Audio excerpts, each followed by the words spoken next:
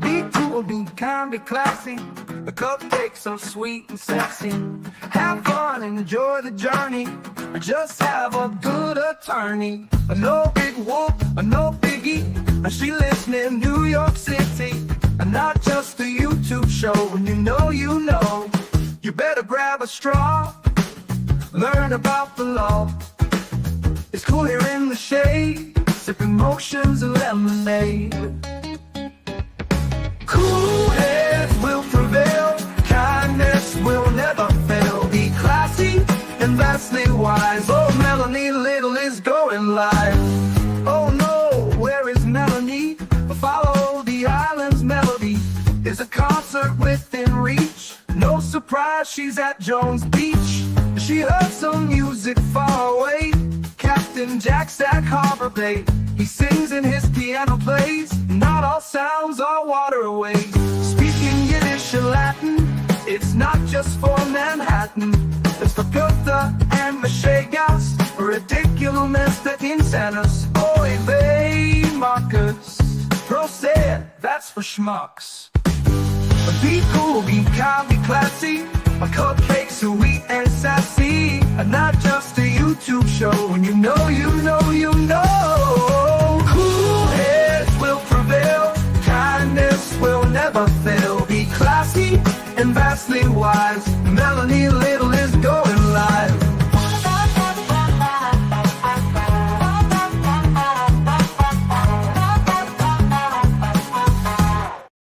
Happy Monday. Happy Monday, my friends. Hello and happy Monday. And thank you so much for coming to spend part of your day with me. It's Monday, March 9th, 2026. And the decision is in on the Matthew Farwell motion to dismiss in federal court in Massachusetts. And we're going to read it. And there's so much craziness going on in Massachusetts. What is going on there? There's a lot of things I want to discuss today. That happens to be the first. And that was not the show that I planned this morning as I was planning out this show. But then the decision came out, so I went on Pacer to get it. It's only 11 pages, so there's going to be lots of other stuff for us to talk about.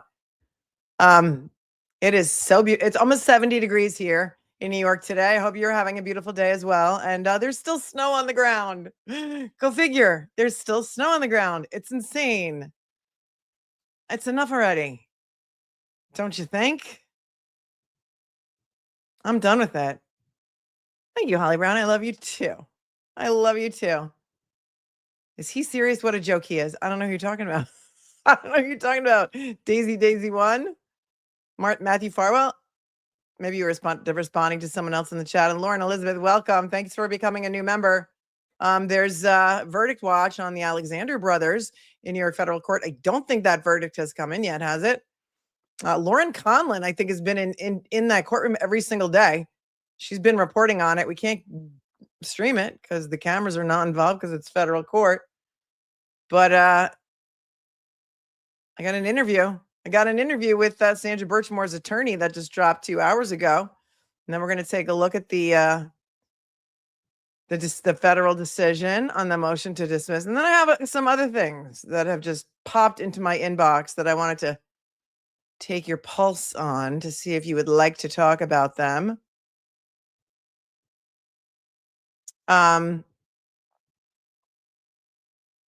Justin ALEIAN gave an exclusive interview on Friday. Did you see that? I've got the witness list on KELSEY FITZSIMMONS. Justin did not let NBC Boston tape the interview, though. He didn't want it taped. He just wanted to give his side of the story. And I'm using my air quotes very generously. There's a Lowell District Court judge that has let a child grapist out on $5,000. Did you see that? Oh, it's okay. I got it for you. And then I'm going to tell you about Creepy Jeff. Creepy Jeff was a Mansfield Police Sergeant who, I don't know, guess he resigned because the interns were complaining. The young interns were complaining. Oh, yeah, there's that. Some video has surfaced, and tell me if you've heard of this and if you think it's accurate. Some people have obtained the entire Waterfall video from the evening, and some people are speculating that Kevin Albert might have been at the Waterfall on the night of January 28th of 2022. Did anybody see that video? Listen, admittedly, I would not know Kevin Albert in a two-man lineup, and so I have no idea if it's him or not. Has anybody seen it? And is anybody else talking about it? Because one of you guys sent me a screenshot, and I don't even know what he looks like. So there's that. I have an article on Devin Rice. Did you send me that? Was it you who sent me that, Lorena? Somebody sent me an article. There's not a lot about it. And I don't know if it's coming up for trial. I mean, I found one article in New Hampshire about that. He's a young boy who was protecting his mom, but I don't know if Devin Rice is coming up for trial, so I couldn't get a lot of information on it. I couldn't find it in the New Hampshire court system. So there's that. We've got all the tea. We've got all the tea, and it's piping hot. But if that is Kevin Albert in the Waterfall video that I'm going to show you, why did nobody ever mention his name when they were asked who was at the Waterfall that night? I don't think it came up in, listen, I've read every single document in that case that was available since January of 2024. And in none of the original police interviews that were given, did anybody ever mention Kevin Albert? Right. I feel like Karen would have mentioned that he was there if he really was. But did Karen know who Kevin Albert was at the time? And he kind of like left around the same time they were coming. I don't know. We have to look at it. But I think if he was there, how did they miss it? Wouldn't it have been brought up at the trial? And so I'm confused by that. Commonwealth didn't investigate anything. That's right. So I don't know what to make of it, really.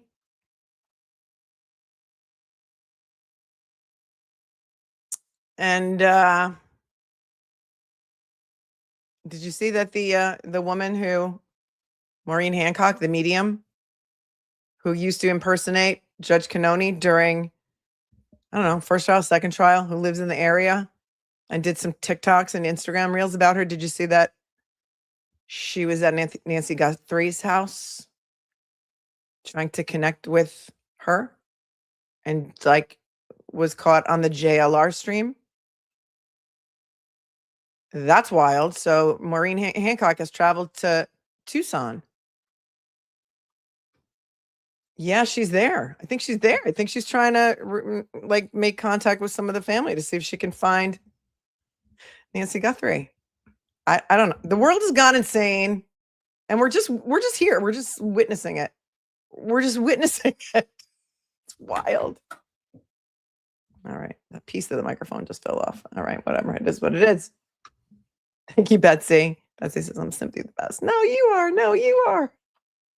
No, you are. I mean, where do we even go first? All right, let's do Matthew Farwell first. I'm going to play for you the WCVB interview that her attorney did.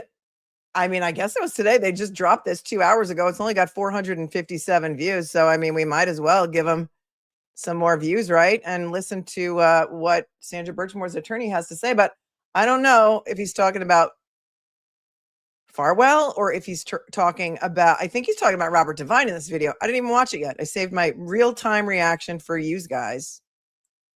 But before we do that, let's take a look at our motivational quote of the day from the daily 2026 calendar. We'll do Sunday and Monday. How's that? Since we didn't do a stream yesterday. Let me just take this down for a moment. All right, the motivational quote, because many of you like these quotes a lot. And in fact, many of you have asked for the empowerment cards. And so I did link them onto my Amazon shopping list, which is linked below in the video. All right, this is the quote for Sunday, March 8th, 2026. This is a quote by Les Brown. Too many of us are not living our dreams because we are living our fears. What do you think about that?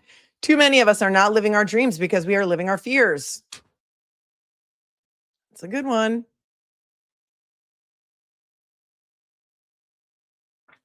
All right, that's the quote from yesterday. And today's quote, Monday, March 9th is is a quote from Rumi. Yesterday, I was clever, so I wanted to change the world. Today, I am wise, so I'm changing myself. Did you get that?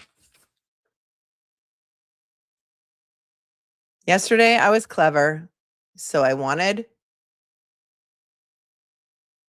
to change the world. Today, it's backwards in my view.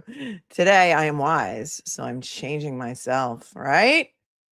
Those are good ones. Tiny Jesus is here, so listen, Tiny Jesus came through on Friday when Lucy Medina was acquitted, right? Did you see the EmilySeee video that she did of Hank Brennan? I think I got to show that to you first, or maybe I'll show that to you when I need a break. It's amazing. Remind me to do that later. All right, I've got this pulled up. So let's take a look at Sandra Birchmore's attorney doing an exclusive interview just today with WCVB News. She lied about everything. That's former Stoughton Deputy Police Chief Robert Devine disparaging Sandra Birchmore, a woman who died at just 23 years old, in an effort to salvage his own reputation.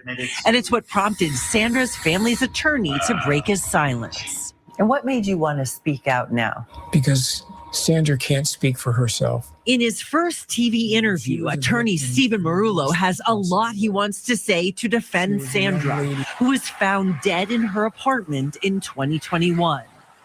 He says she had a difficult childhood with no father figure, and her mother signed her up for the Stoughton Police Explorers program when she was 13 years old. She and her This is going to be a little bit of a review for those of you who are not familiar with the Sandra Birchmore case and the ways that it ties into Sandra Reed and the Canton Police Department and the MSP. So if you're not familiar with what happened to Sandra Birchmore, you'll learn a little bit from this video. Also of note here is that this attorney, Stephen Marullo, hold on one second. He was sanctioned. Is he the one that was sanctioned for using AI in his court pleadings? Hold on a second, because now this is ringing a bell. Hold on, Marullo. He handles the civil case for her family, the wrongful death lawsuit. Yeah, in February of 2024, Sandra Birchmore's attorney, Stephen Marullo, was sanctioned $2,000 for using AI to oppose the motion to dismiss. I hate when that happens. All right. mother thought it would be a great way. 13 years old. She and her mother thought it would be a great way for her to have men around her who had authority. But that authority, Marullo says, was abused by the men she met there, officers Matthew and William Farwell and Devine. The men she trusted let her down and took her down. In Devine's case, the Stoughton Police Department and a Massachusetts post-commissioned hearing officer found that he met Birchmore for a sexual encounter while he was on duty, sent her inappropriate messages on social media, then lied about it. That encounter was in December 2020. The same month, Sandra learned she was pregnant. She told another Stoughton police officer, Matthew Farwell, who is married with 2 children, that he was the father. Less than 2 months later, Sandra was found dead in her Canton apartment. The state... You know what's so crazy about that?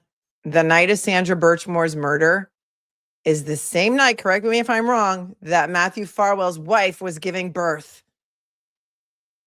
in a nearby hospital. Medical examiner said Sandra died by suicide, and the DA didn't issue any charges. But that ruling didn't make sense to Sandra's family. They knew that she was excited about having this baby. She was just over the top. To think that she committed suicide at that point in her life is just, it was unbelievable to me and to her family. Seeing the autopsy report, including evidence of a broken bone in her neck, convinced Marullo. And even as a non-medical person. Wasn't that Michael Baden, Linda County Baden's husband, famous forensic pathologist Michael Bowden, who was hired by Sandra's family to do this for the civil suit? I believe so. I believe so. I said, there's no way that this young lady committed suicide. I said, that's homicide. Marullo hired a nationally known forensic expert who said Sandra had been strangled. He then brought that report to the state medical examiner, the DA, and attorney general, but says nothing changed. Nothing has changed still. Hold on a second. That is Michael Bowden's letterhead. See? I was right. Every now and then I remember the right facts about the right case. All right, here we go. Sandra had been strangled. He then brought that report to the state medical examiner, the DA, and attorney general, but says nothing changed. So Sandra is not getting justice because this case isn't being properly investigated. As a last resort, he turned to federal authorities. It took the FBI, it took the federal government to bring the charge against Matthew Farwell. Last year, the U.S. attorney charged Matthew Farwell with killing Sandra, later charging. Oh, yes. Oh, yes. Oh, yes, they did. Oh, yes, they did. And he says that he took it to the FBI. Marullo says he took it to the FBI. So that's interesting. Because people think the FBI was already around investigating the Karen Reed case or the murder of John O'Keefe case. And what they're showing here is the superseding indictment, which is when they added the count for killing Sandra Birchmore's unborn baby. That was filed December 28th, 2025. Him with also killing her unborn child. He has pleaded not guilty. It's my name. This is about my name. Devine was never criminally charged, but last year he fought the state post commission's attempt to decertify him as a police officer. She would proposition me here and there, and I would tell her no. At his hearing, Devine denied having a sexual encounter with Sandra and claimed his social media accounts had been hacked. Disgust. That was Marullo's reaction to hearing Devine's testimony. If you want a great breakdown of all of these Robert Devine hearings, go over to my girl Andrea Burkhart and you can watch them on her channel. I think she went through all of them. All of these hearings. There were a lot of them. What a jackhole this guy is. And the reason it was discussed was because he accused Sandra of being a liar. And if that was ever the pot calling the kettle black. A post-commission hearing officer agreed, saying Devine lied to protect himself and his reputation. Now, he has been decertified as a police officer, but is now appealing. Neither Devine nor his attorney returned our calls for a comment. In the newsroom, Karen Anderson, 5 Investigates. Oh yeah, he's now an attorney. And our Kevin Stewart is. He's now an attorney. How do you like that? That's right. Thank you, Moonaloo. I have at least 7 or 8 videos on this case. The link to the entire playlist of Sandra Birchmore is below this video as well. And we've got it all. We went through the Canton police reports, the original police reports, the MSP reports, all of it. Oh, please.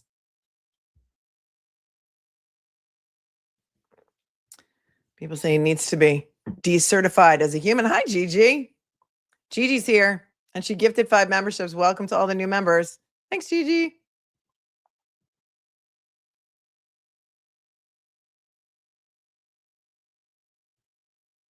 I don't know anything about Sergeant Good yet. Did it come out? Did anything come out?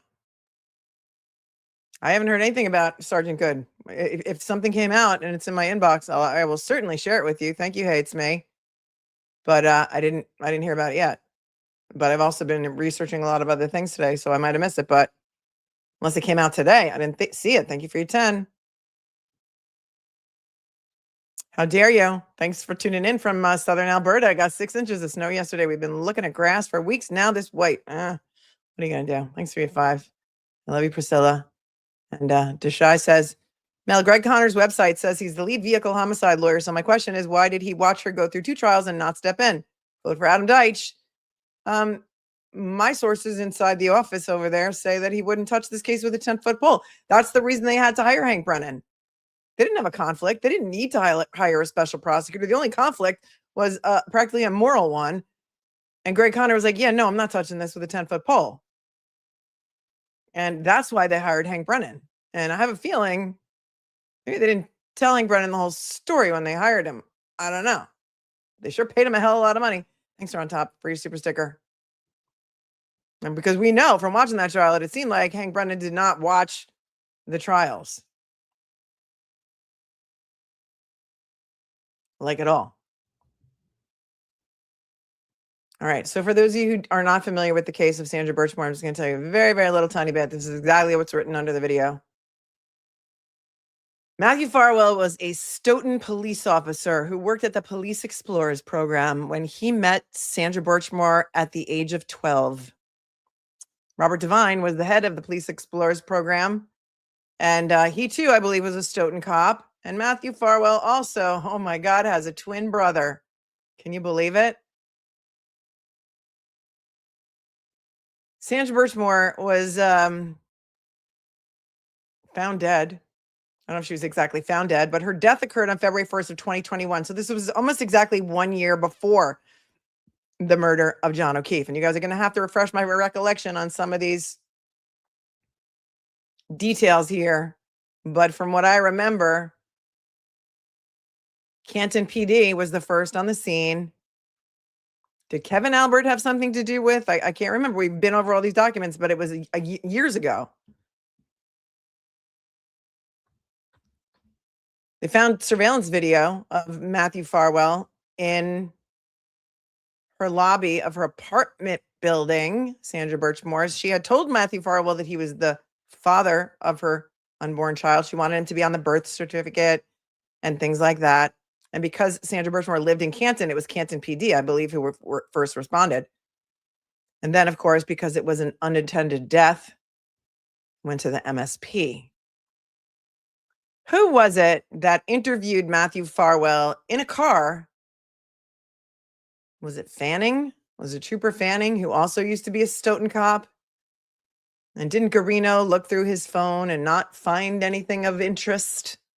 And yet, when Sandra Birchmore's laptop was taken in, I think the feds found something like 38,000 text messages between the two, including text messages evidencing that Matthew Farwell took Sandra Birchmore's virginity when she was 15 years old. We have the text messages. We've read them. Horrific. But MSP, Canton PD, the medical examiner quickly ruled Sandra Birchmore's death a suicide, even though I think she had laundry in, right? Wasn't she in the midst of doing laundry? She was purchasing things for the baby. She was planning a baby shower. She was very happy about her pregnancy. And she was found hanging in her room from a doorknob with a strap. But Matthew Farwell was quickly cleared. Don't worry about it, bro. Sandra Birchmore's case was ruled a suicide, and that's that. Till the feds got involved, and Matthew Farwell was charged. He has been sitting in federal lockup since his arrest, and he recently just made a motion to dismiss the superseding indictment. The superseding indictment replaced the first indictment because the first indictment was just for the murder of Sandra Birchmore, but then it was upgraded with the second charge of also murdering her unborn baby. We have also learned since then that apparently Matthew Farwell was not the father of the baby. We don't know who it was, but apparently it wasn't Matthew Farwell. She had just cleaned her car off too, right? Because it was snowing then, right? Another blizzard in Massachusetts 1 year before the murder of John O'Keefe.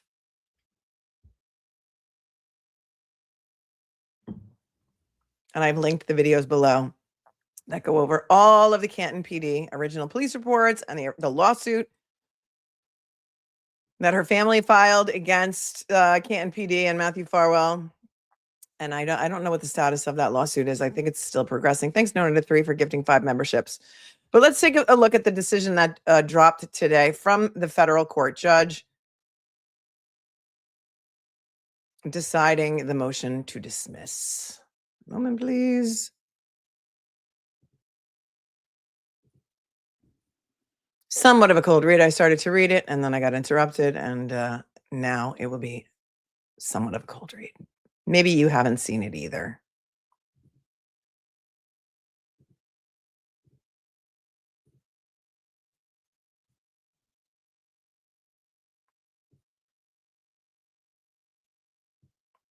And look who that is, Judge Casper. That name is so familiar to me. Why is Judge Casper's name familiar to me? Was she also on the case involving the grand juror from the Karen Reed trial and others who published some stuff maybe on the internet about her grand jury service? Because that sounds familiar. I could be wrong. But I remember Judge Casper.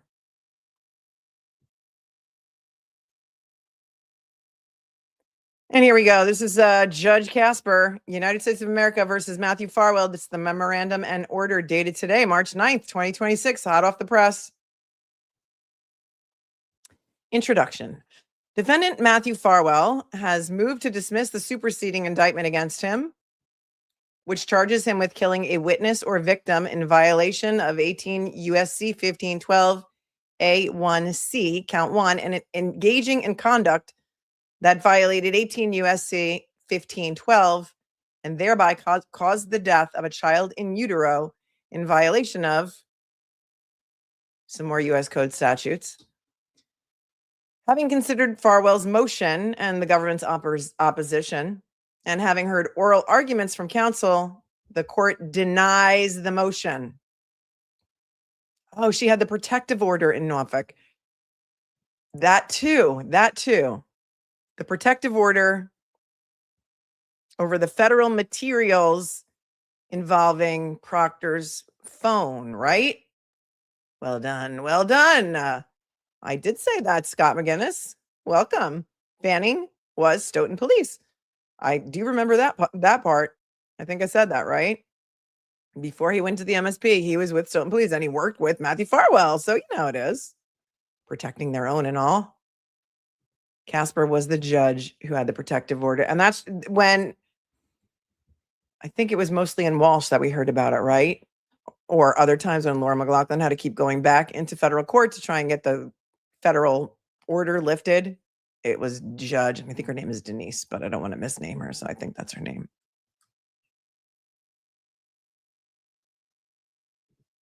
Standard of review. A criminal defendant enjoys the right to be informed of the nature and cause of the accusation against him under the U.S. Constitution, Sixth Amendment, commonly through the indictment of a grand jury.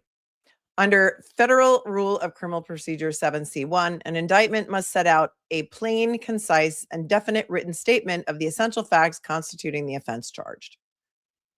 An indictment need not say much to satisfy these requirements. It need only outline the elements of the crime and the nature of the charge so that the defendant can prepare a defense and plead double jeopardy in any future prosecution for the same offense. Quoting some U.S. Supreme Court cases. A defendant may move to dismiss an indictment before trial for alleged defects, including failure to state an offense or lack of specificity. A defendant challenging the sufficiency of an indictment bears a heavy burden, as a federal court's power to dismiss an indictment is reserved for extremely limited circumstances. An indictment that tracks a statute's terms is legally sufficient if the indictment itself gives the defendant adequate notice of the charges he must meet. I'll scroll through this slowly in case any of you are interested in the case law that's cited here. You can come back and get the cases and look them up if anybody feels that interested in it.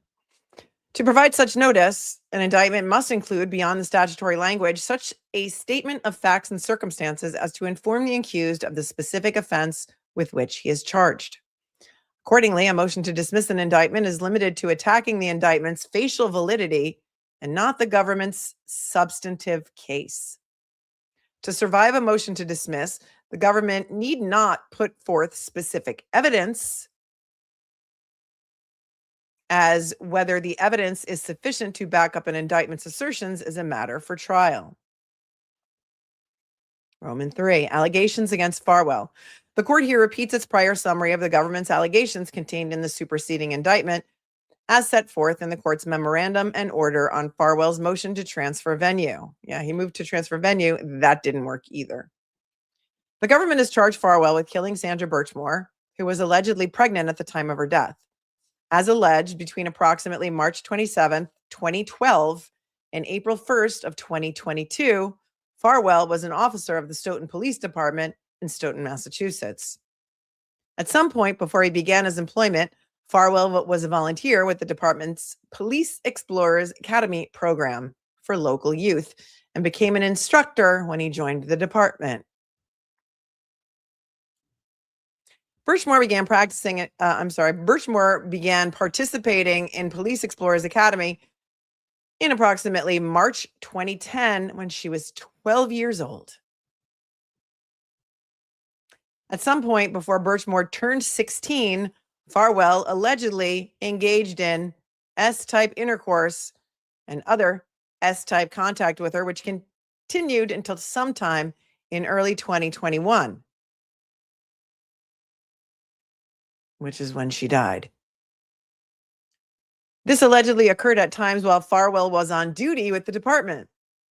In approximately December of 2020, when she was 23 years old, Birchmore learned that she was pregnant and told Farwell that he was the father.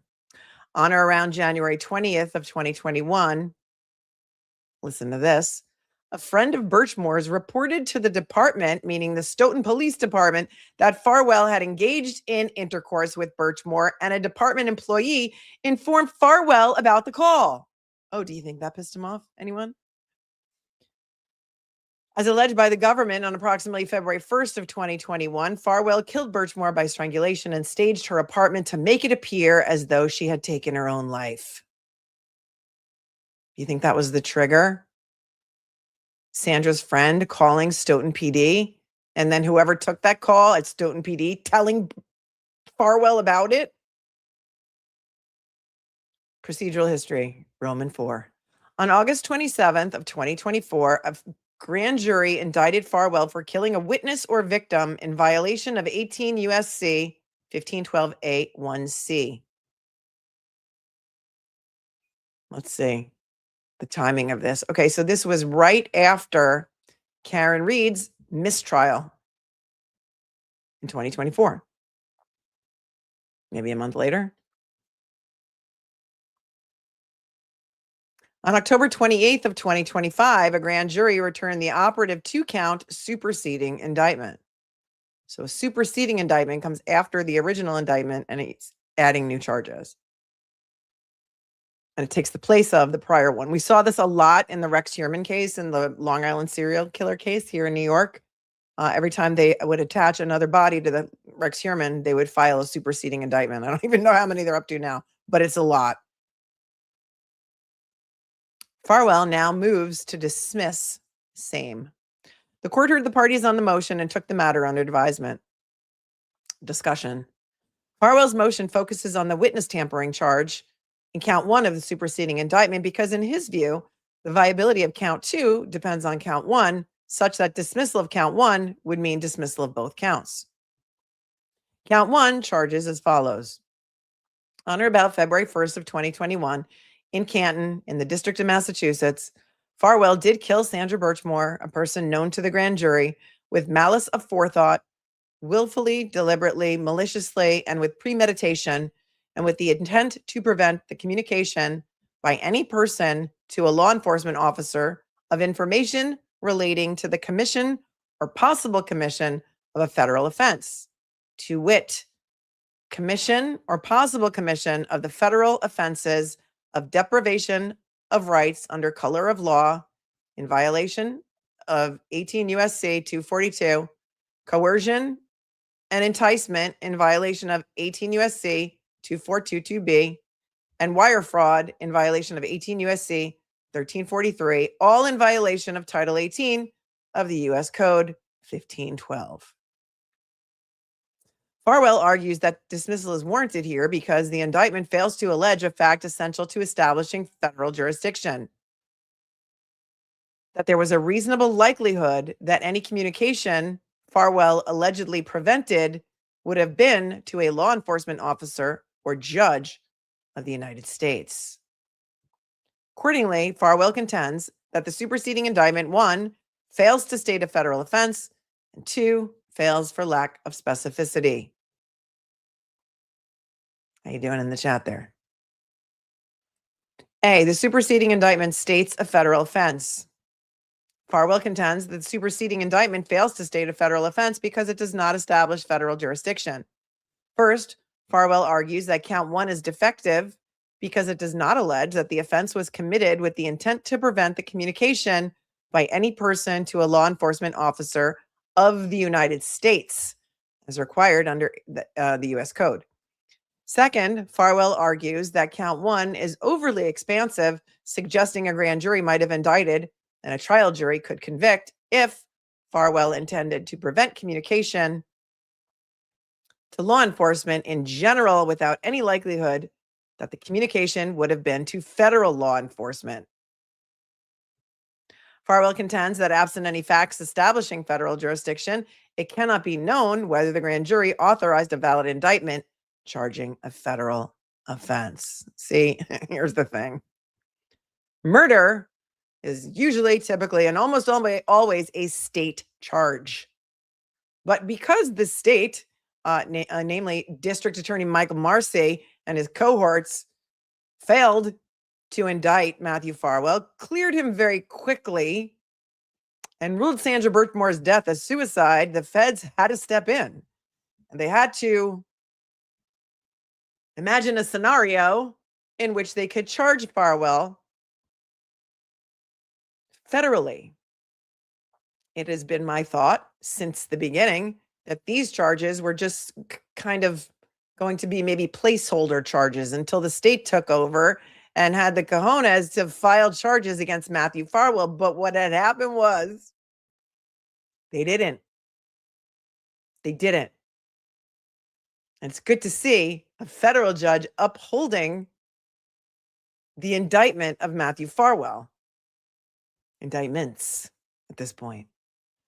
To obtain a conviction under 18 U.S. Code, the government must prove beyond a reasonable doubt that there was 1, a killing or attempted killing, 2, committed with a particular intent, namely an intent to prevent a communication about the commission or possible commission of a federal offense to a federal law enforcement officer or judge.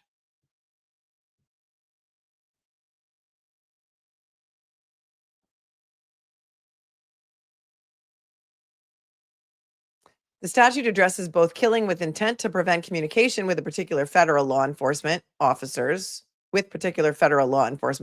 and killing with intent to prevent communications with law enforcement officers in general, but where the defendant did not have federal law enforcement officers or any specific individuals particularly in mind. I mean, we know that her friend called Stoughton PD. So I think Farwell is saying, well, that's speculative. You can't prove that she was going to reach out to any federal officers, so therefore dismiss it. And the judge is like, yeah, not so fast. When the latter situation arises, the government still must prove the defendant's intent to prevent the victim from communicating with unspecified law enforcement officers beyond a reasonable doubt, but must additionally prove a reasonable likelihood that had, for example, the victim communicated with law enforcement officers, at least one relevant communication would have been made to a federal law enforcement officer. In other words, the defendant's intent to prevent communication with unspecified officers includes an intent to prevent communications with a federal law enforcement officer only if it is reasonably likely under the circumstances that, in the absence of the killing, at least one of the relevant communications would have been made to a federal officer. It's a lot of words. It's a lot of words. It's a lot of legal mumbo jumbo.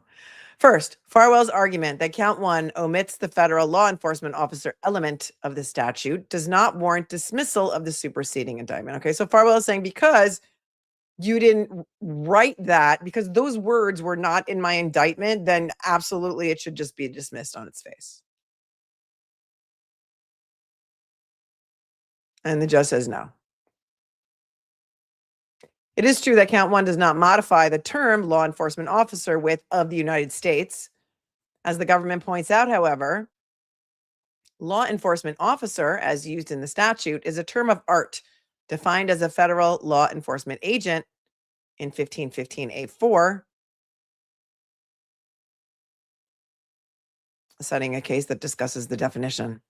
Such a statutory term of art may contain the federal nexus.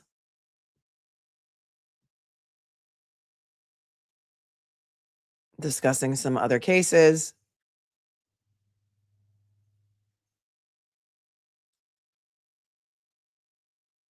Other federal cases.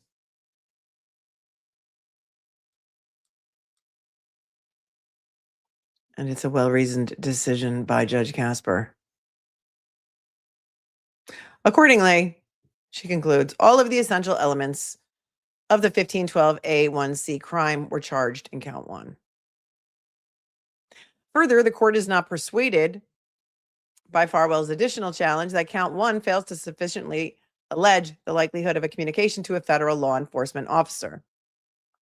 Even after Fowler, an indictment need not allege a reasonable likelihood to pass muster because Fowler explained what the government must show to meet its burden at trial.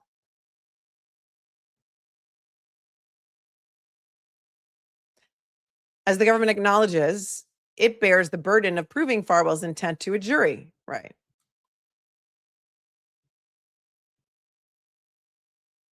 Farwell just wants this dismissed on the papers. And this judge thinks it should go to a jury. And the U.S. Attorney's Office is going to have their burden of proof. And I think she's right.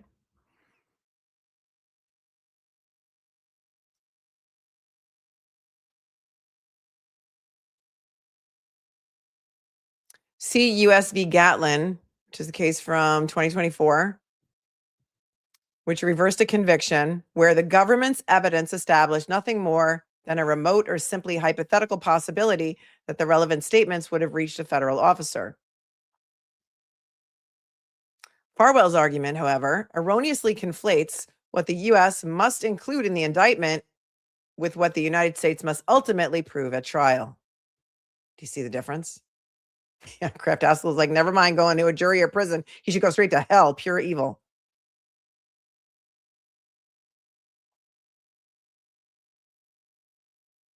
Accordingly, the court will not dismiss count 1 of the superseding indictment on this basis.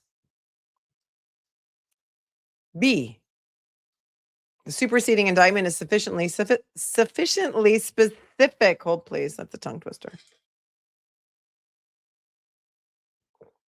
Farwell also argues that count 1 of the superseding indictment does not include facts sufficient to prove him notice, 1, that the communication he allegedly sought to prevent reasonably likely would have been to federal law enforcement, 2, whose communication he allegedly sought to prevent, and 3, who would have received that communication. This ground of Farwell's motion is largely premised on Russell v. United States from 1962, which he contends supports his argument that the superseding indictment fails to allege central facts. Russell, however, addressed the special need for particularity in charges brought under 2 U.S.C. 192.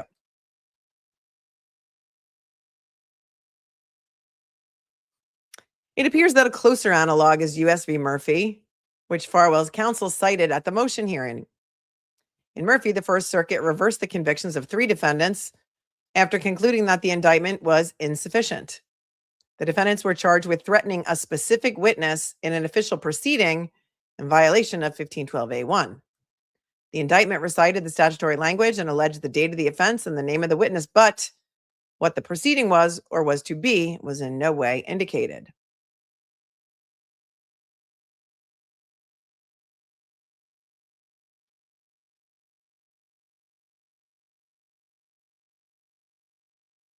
Citing Russell, the court concluded that crucial to preparation of any defense to a charge under the statute is at least some indication of the identity of the proceeding in which the defendant tried to influence testimony. More recently, the First Circuit distinguished the special circumstances at issue in Murphy, explaining that the name of the witness was not sufficient to indicate the proceeding because the witness was an informant in multiple cases, and the government changed its theory about which proceeding defendants had allegedly tried to influence during the course of the trial. See U.S. v. Coleman, which is a First Circuit case from 2025, concluding that indictment for kidnapping was sufficient to permit an adequate defense where it included the date of the alleged kidnapping, the name of the victim, and the location. Here, count 1 recites the elements of the crime and further alleges that Farwell killed Birchmore on approximately February 1st, 2021 in Canton to prevent communication to a law enforcement officer about the commission or possible commission of 3 federal offenses. Count 1 also incorporates other allegations, which provide additional context that bears on intent and the commission or possible commission of the federal offenses. See paragraph 4 and 5, alleging sexual relationship with Birchmore, including before she was 16 years old and while Farwell was on duty with the department.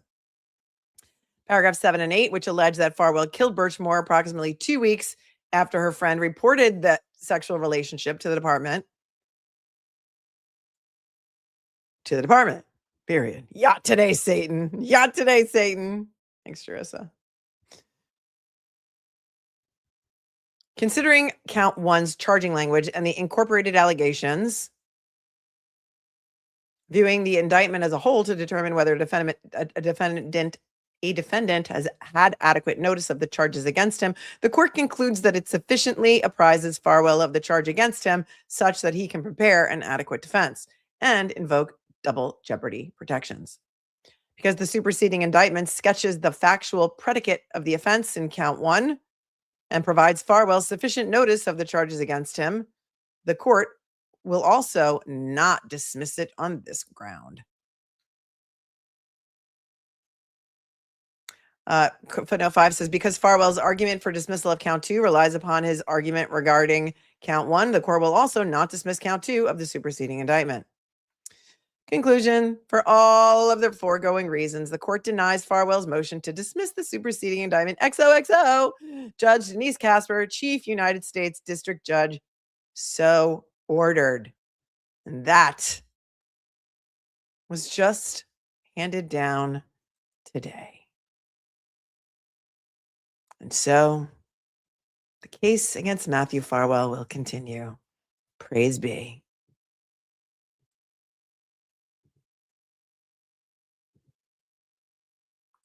Thoughts, questions, comments, concerns.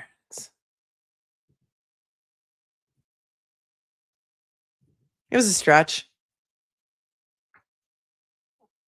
They're still going to have to prove it to a jury, and they have the burden of proof. But I don't think there's going to be a plea deal. I see a lot of people saying in the chat, they'll plea deal. I don't know. And what plea deal do you think they're going to give him? No, 3. Thank you for giving 5 memberships. You're awesome.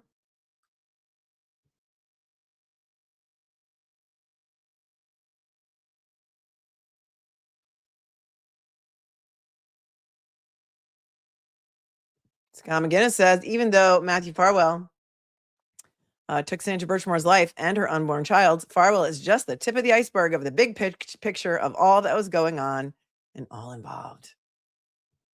Just my opinion for you says, so I have this correct. Charge the innocent, fight like hell to ignore a good old boy crime. Yep. Wow. Messy with Marcy. Well done. They're not going to give him a plea. I mean, did they say whether or not they're going to seek the death penalty in this case? I don't know if they did. I think maybe they did. Judge Casper said, bye, Felicia, says James.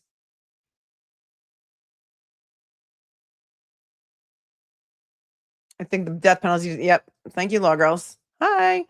They'd have to offer him one, and death penalty's already off the table. It's life or life. Yeah, I think he's denied. XOXO. First in line gets the best deal. I mean, hold on. Now I got to find. Well, Scott says whoever it was should be charged with tampering with an investigation. Mm-hmm. Oh, good point, Carrie. I think the tattletale working the desk at Stoughton PD should be named the one who gave Farwell the heads up that a complaint came in. Well, I'm sure she or he will be a witness at trial, right? Because that's a necessary element to prove the crime, right? And the argument, I think, is going to be Stoughton PD was on notice. They weren't going to do anything about it. And so the logical next step for Sandra Birchmore would be to go to the feds, right?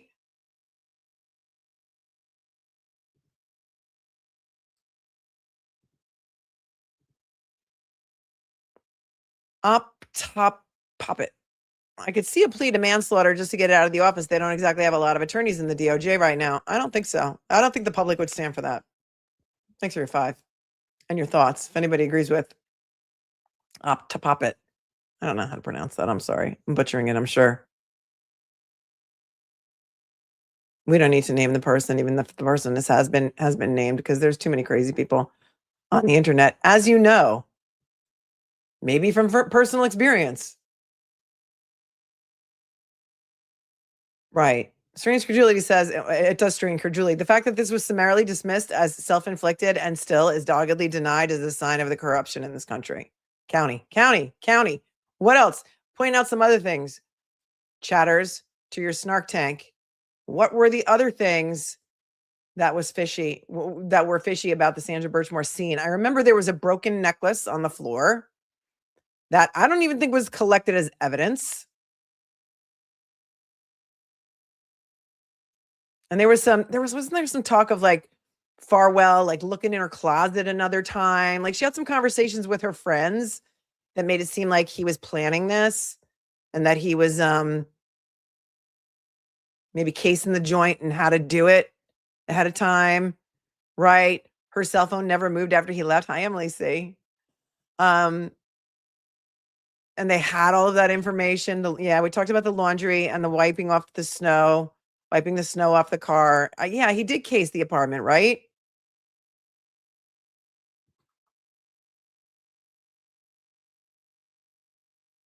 I remember, yeah, he was seen in the lobby the night. There's a video of him entering the lobby.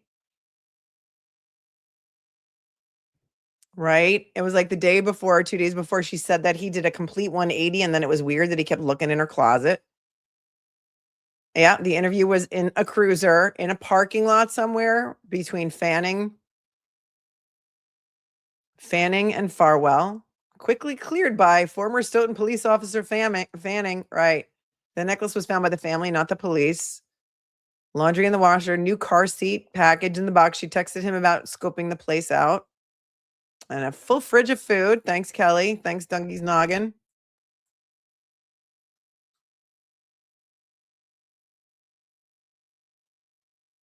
He had a mask on in the video and was a very vocal anti-masker. Thank you, Boston Mass 781. Oh, yeah, Garino and the extraction and the overlooked phone calls. Yep, didn't find him. Like, I don't know, 32,000 of them or more. Yeah, remember, Melissa? I remember that when we read the initial police reports, right? They changed it. Originally, they said it was a strap. I remember the word strap for some reason. Strap attached to the doorknob. And then in another report, it said scarf and not strap. Farwell wanted a key to her place, which seemed off to Sandra. Thank you, Shari.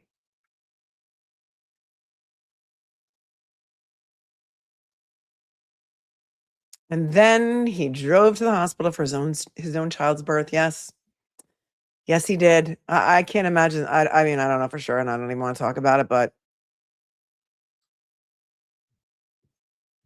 I don't think his wife is still with him, but I don't really know. None of our business. Yeah, Law Girl saying Kevin Albert and Lank were first on the scene. Yes. It was Canton PD. First on the scene.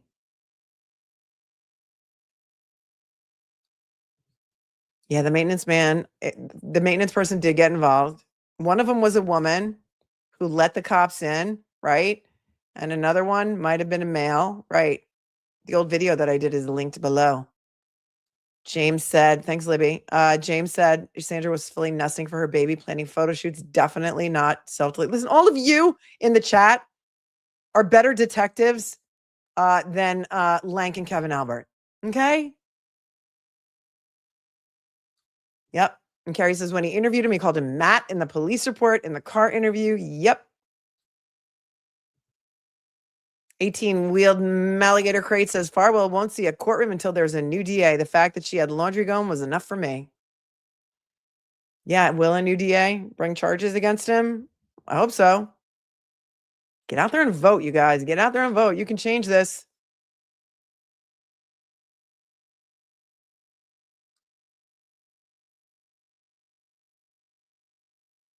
KBD says all of them had different stories of what it was and what color it was. Yep. BB says, who cleans their car off as they're planning to self-delete? The whole thing is wild.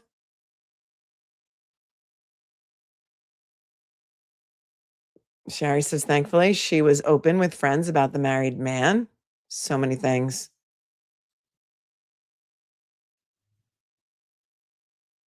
Did she have a diary? Or was it her text messages and her communications with others that they found? I remember Claire Gravel had a diary. John Kerry was just convicted of that 1986 murder, like last week or the week before in Massachusetts. A lot of Massachusetts residents in the chat. If you're in the chat, if you're one of the 2,125 people here and you live in Massachusetts, just put a 1 in the chat. We'll see. No, we won't be able to watch this trial in federal court because there's no cameras in federal court.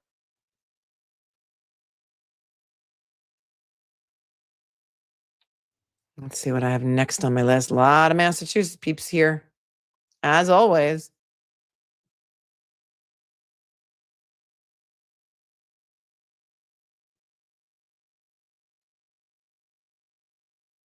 I mean, we went through articles from, this is a revolting article from March of 2024 in the Boston Globe, which says 3 former Stoughton officers passed Sandra Birchmore around like she was a toy, lawyers say.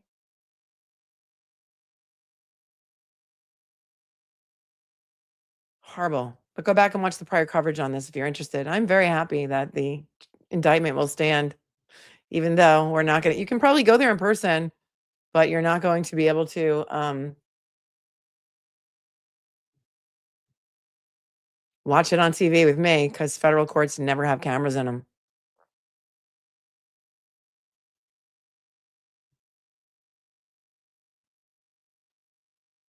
All right, let's go back to my original schedule for today. Let's see what's up next.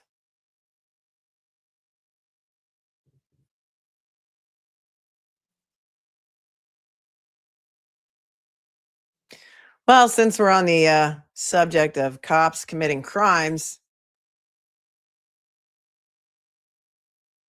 why don't we talk about Creepy Jeff, shall we? Is it Creepy Jeff's turn?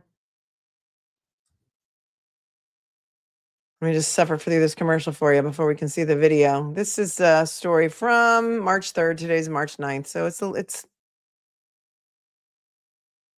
almost a week old, but that's okay.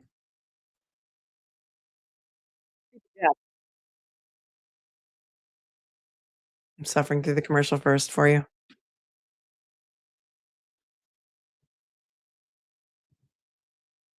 A former police sergeant in Mansfield, Massachusetts, made sexual comments and engaged in inappropriate behavior with female high school interns participating in a law enforcement recruitment program, according to an internal affairs investigation.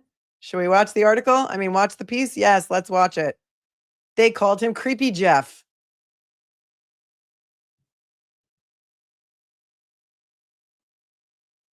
This is from NBC 10 Boston.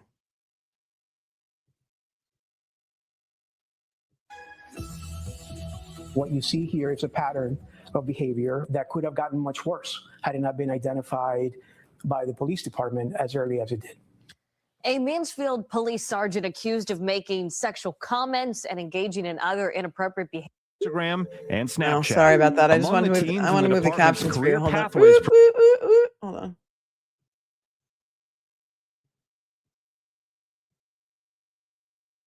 Pattern of behavior that could have gotten much worse had it not been identified by the police department as early as it did. I have to make the captions bigger because I can't even read them on my own screen. Hold on. How do we make it bigger?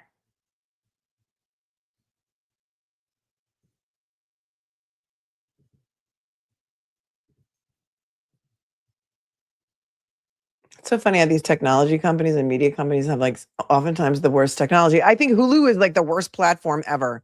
They're a technology company, really, and their platform sucks. A Mansfield police sergeant accused of making sexual comments and engaging in other inappropriate behavior with high school interns participating in a law enforcement recruitment program. Now, that is according to an internal report the NBC10 investigators obtained, which details a list of department violations by the veteran cop. NBC10 investigator Ryan Kath started looking into this after getting a tip sent here to NBC Boston. Tonight, in our latest Small Town Secrets exclusive, he explains what leaders at the police department found once they started interviewing the teenagers about their experience. Oh, don't with the creepy music. On a night last April, a Mansfield police officer stopped near the Happy Hollow Cemetery, then walked through the woods with a 17-year-old high school intern. Oh, that's appropriate, right? Took a girl into the woods to the cemetery, everyone. 17-year-old. Who knows how many other girls were victims of his who haven't reported yet. Everyone, please hit the like button while you're here. Really helps the algorithm. Thank you. The moment was part of an unauthorized ride-along investigators discovered when they looked into allegations of inappropriate behavior by Sergeant Jeffrey Bombard, a veteran cop off the grid with a minor. A glaring sign. Jeffrey Bombard. That's creepy Jeff. Scott's mad. And are you allowed to just take someone on an unauthorized ride-along?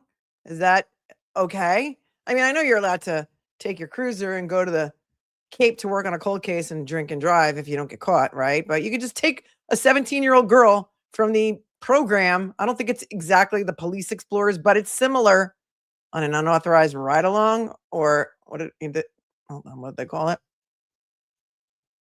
And then take her to the cemetery. A veteran cop off the grid with a minor. Off the grid. Glaring sign that something wasn't right. Both of those ingredients Discovered when they looked into allegations of inappropriate behavior by Sergeant Jeffrey Bombard. Yeah, it said unauthorized ride-along. An unauthorized ride-along investigators discovered when they looked into allegations of inappropriate behavior by Sergeant Jeffrey Bombard, a veteran cop off the grid with a minor. A glaring sign that something wasn't right. Both of those ingredients are incredibly dangerous. Alex Del Carmen, a criminologist and law enforcement training expert of 30 years, reviewed the internal affairs report the NBC10 investigators obtained from a public records request. How would you describe the behavior in the report? You know, Ryan, in the years that I've been a criminologist assessing police departments nationwide, I can tell you that what we have seen is a pattern where people begin, you know, sort of in small ways. The gravity of the circumstance gets worse and worse, right? As he gets away with the behavior, nobody reports him, then he starts pushing the envelope a bit more. We talk about this so often, no ramifications for their behavior. And so they just it's like petulant children. If children don't have any ramifications for their behavior, they're going to keep doing it and keep doing it and keep doing it. And they think they're never going to get caught. Just like so many of these guys in Massachusetts. According to the report, Bombard texted everywhere. the intern who went on that ride-along that she was a dime piece. What is a dime piece? Anyone? What is a dime piece? Law and Disorder says this. When my daughter did a ride-along, she had to fill out so many forms and do a criminal check, and the chief had to approve it. This wasn't an unauthorized ride-along. It was a kidnapping. Well done. It means she's a 10. Oh, I get it. Okay. A dime piece. She's a 10. I get it. Thank you. Either that's like, I'm old. I'm too old for that reference. I don't even get it. Okay. Thank you. Slang term for extremely good looking. Other high school interns told investigators the sergeant contacted them on his personal cell phone. Oh, really? Sent them sexual Wait, if you just missed that little tiny tidbit, it said an individual number 7. So there were at least 7 girls that he was texting. I think kidnapping was hyperbolic, Scott. I think that was a hyperbole. And sent them sexual comments by direct message through social media apps like Instagram and Snapchat. Among the teens in the department's Career Pathways program, he was known as Creepy Jeff. And it wasn't just interns. A young front desk employee told investigators the sergeant loitered in her workspace for hours at a time, making her feel trapped and uncomfortable. Can you imagine? A rookie cop said when Bombard asked her out for drinks, she felt unable to say no because he was her superior. Okay. I have to keep talking because there's music. I don't want to get I don't want to get stricken on the dopey music that they have playing here. So sometimes I have to talk to cover up the music. I'm not off probation, the officer told investigators. It's just an awkward position. People interviewed by investigators repeated that sentiment, saying they were reluctant to report the behavior because they feared retaliation or jeopardizing future careers in law enforcement. In an email to the NBC 10 investigators, BOMBARD, who is no longer with the department, criticized the fairness of the process and wrote that the report is, quote, based solely on evidence weighted more favorably to sustaining the allegations and is not a complete representation of the events alleged to have transpired. When we contacted the police chief for an interview, an attorney for the town responded, we take all allegations of this nature with utmost seriousness and handle them in accordance with established policies and procedures. While we understand the public interest in such matters, the town does not comment on personnel issues. How did the police department handle this? I think the police department handled it really well. Del Carmen credits higher-ups for launching an internal investigation shortly after learning of the allegations against their sergeant. The ensuing probe uncovering more than enough evidence BOMBARD was no longer fit to serve. I mean, just about every policy that we have in the law enforcement profession was violated by this person in one way or another. Mansfield Police sustained more than a dozen violations against BOMBARD. Records from the Post Commission, the state's law enforcement oversight agency, show that he resigned from the department while awaiting a disciplinary decision. He's currently not certified to work as a police officer. Well, at least he resigned. NBC 10 investigators. And this investigation At least he resigned, you know, so there's that. Thank you, Bridget, for gifting 5 memberships. You're the sweetest. started as the result of a viewer tip. So if you at home, if you have a small town secret that you want our team of investigators to look into, email it to us at tips@nbcboston.com. Well, so there's that. At least he resigned. Didn't have to go through all those bogus, like, post-commission hearings and all that stuff. See if there's any more in the written piece that they didn't say in the video. Oops. Anybody live in Mansfield? Are you scared? Are you horrified? This is the Career Pathways program. So, KBD, I think you said your daughter was part of that. How does it differ from the Police Explorers program? Are the girls just older?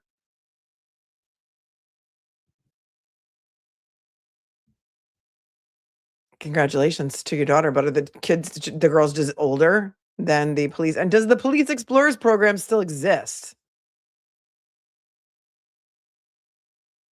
I need to know everything.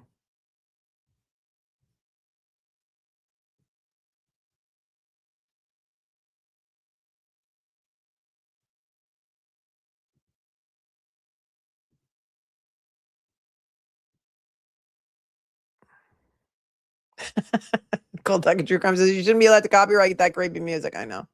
Hopefully, whatever. I mean, it is what it is. Listen, every time I talk about something, they want to shadow ban my videos anyway. That's what, you know, they don't want anybody to know about this stuff, as you know. BB says he only resigned so he didn't get fired and the reason to go down on his permanent record. Yep. What are they doing to monitor this program to ensure it doesn't go the Explorers program way? Great. I mean, will they ever? Are they going to? Did they? It seems that they didn't. Is that where Karen Reed lived, in Mansfield? And that's where her house was that she sold? Or am I confusing that with another M town?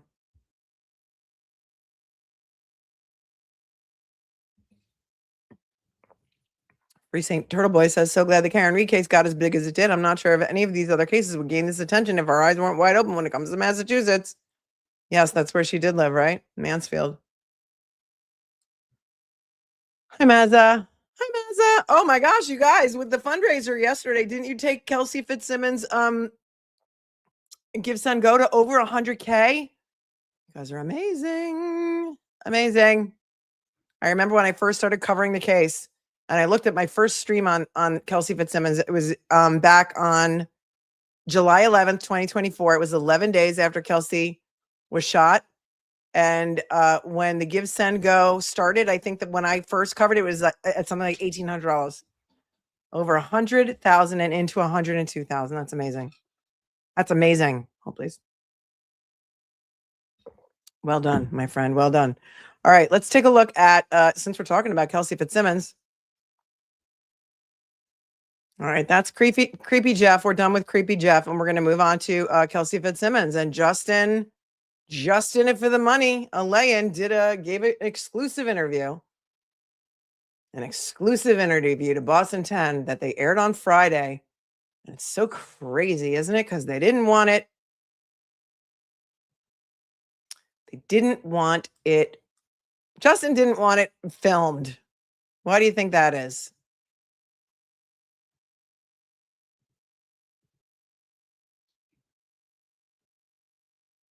Let me suffer through the commercial. One moment. You know, a guy like Justin always has to get his last word in, right? Always has to get the last word in.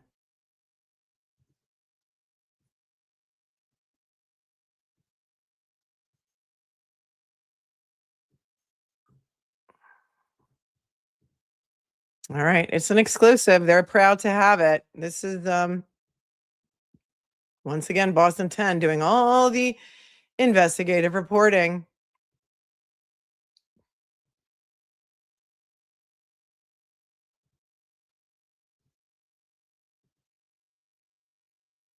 And this was published Friday evening, I guess, after we were off the air, after the acquittal of Lucy Medina.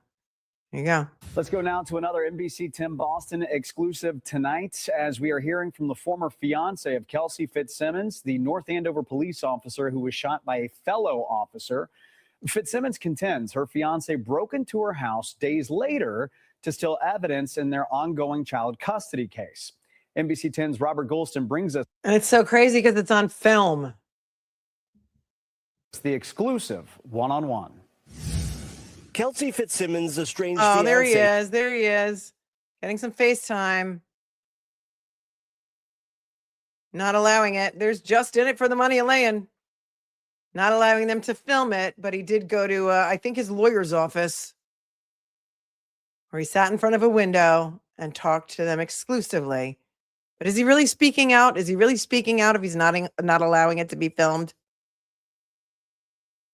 I don't know.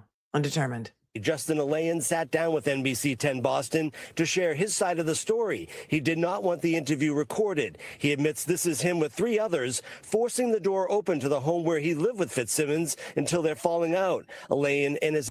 They're falling out. Yeah, they're falling out. That was July 3rd. Remember, Kelsey was shot June 30th, fighting for her life in Mass General. Well, this guy's busting her door down with 3 other guys.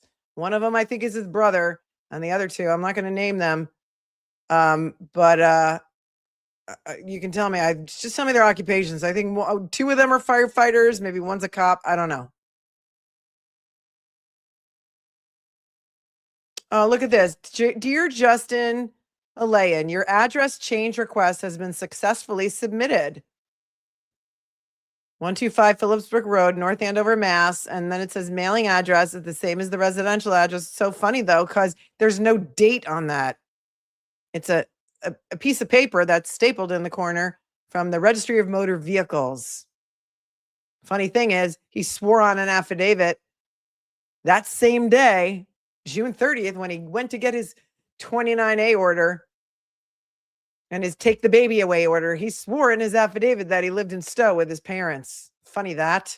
Attorneys shared documents they say prove he still lived there, and he told us, I had every legal right to get into my own home to get my belongings and, more importantly, my son's belongings. Every legal right. Sir, are you in your attorney's office? Is that what your attorney is telling you? Or is that what the North Andover PD told you when they said you could bust the door down? And trust me when I tell you that the North Andover PD knew exactly who he was, knew exactly who she was, because she was a member of the North Andover PD, knew exactly her address, and knew that she was shot by one of their own and fighting for her life at Mass General. Are you kidding me? He has no rights to that house whatsoever. Fitzsimmons' attorney Tim Bradle says when ALEIAN requested the restraining orders days earlier, he signed an affidavit that said he no longer lived there and lied to the officer when he asked for an escort. He says that he still lives there. Completely contradicts what he already swore. Look at this female court officer to the left of Tim Bradle on your screen, and this other one to the right. The 2 of them are like, he was every one of us, the man and the woman too. She's like, I can't even believe I'm listening to this. Or to the probate court judge, family court judge, to get the restraining order. Bradel argued ALEIAN is not being charged because the DA needs him to testify against Fitzsimmons in the criminal case. He is on the witness list for Fitzsimmons' criminal case, but not a key witness. He might be a background witness. He heard the shots. This guy. But as far as what happened in the... He heard the shots. That's really interesting too. So he heard the shots, right? He's in the basement. And I think his sister was there too, right? How come he didn't run upstairs and try and save her life? He's a first responder, isn't he? What did he do? Run away? He ran away. I think he ran away. I think we read somewhere that he ran away with his sister. They ran away. You know what's so interesting about firefighters is they run towards danger. I have plenty of friends that are FDNY and such, first responders, and as such, World Trade Center survivors and World Trade Center first responders. They run towards danger, not away from it, but not just in it for the money, ALEIAN. in the bedroom. He has no idea. ALEIAN told us he did not touch any of Fitzsimmons' stuff on the day in question, and he said he even called police when the alarm went off. He also told her father that day, I tried to do everything to help your daughter. Wow. Fitzsimmons' criminal case. Wow, you did? You tried to do everything? Did you go up and try to save her life? When she was shot point blank in the chest by Officer Noonan? Did you do that? Wow, I did everything I could to help your daughter. Took her baby away. Ripped her breastfeeding infant away from her. She hasn't seen her baby since June 30th of 2025. She missed her baby's christening, her baby's first birthday. Not just because of Justin ALEIAN, but because of a judge in Massachusetts named Kathleen McCarthy Nyman, who was taken off this case so quickly after the allegations made in Tim Bradel's motion to recuse that it would make your head spin. Ask yourself why. Case will be back in court on Thursday with the trial scheduled to start on March 23rd. In Lexington, Robert Goulston, NBC 10 Boston. And be sure to stay with us on the air and online for continuing coverage of the case against KELSEY FITZSIMMONS. Once her trial gets underway, that's going to be on March 23rd. We're going to bring you live coverage over on our sister station, NECN, as well as on our YouTube channel. So funny the way it is. You think about it.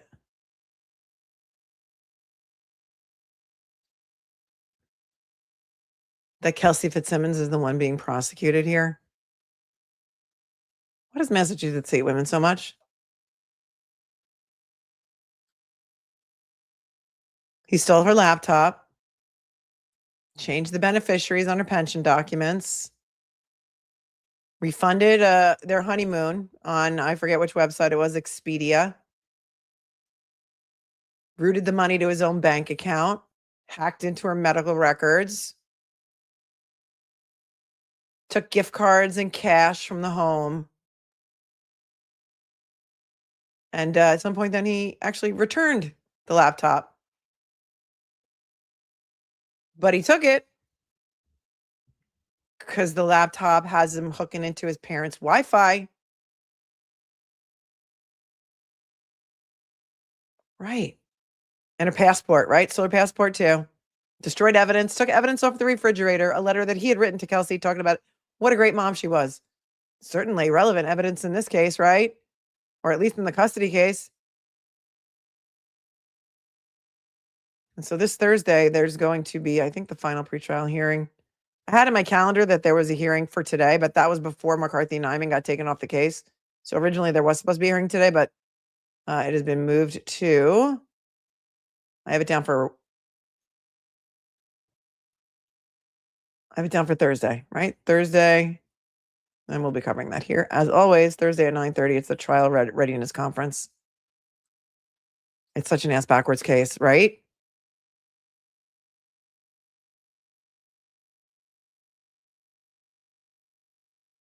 Let's take a look, because many of you might not have seen the first stream that I did on KELSEY FITZSIMMONS. And so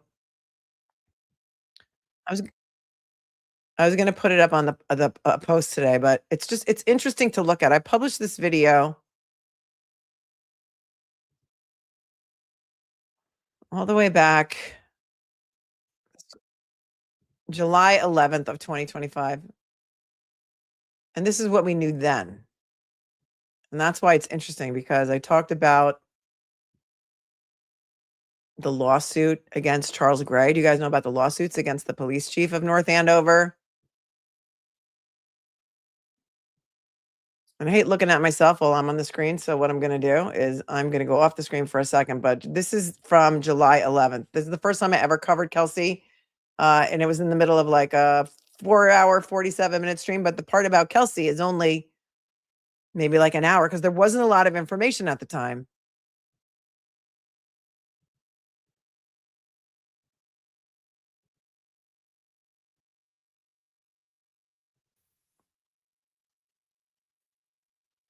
All right, moving on. Moving on.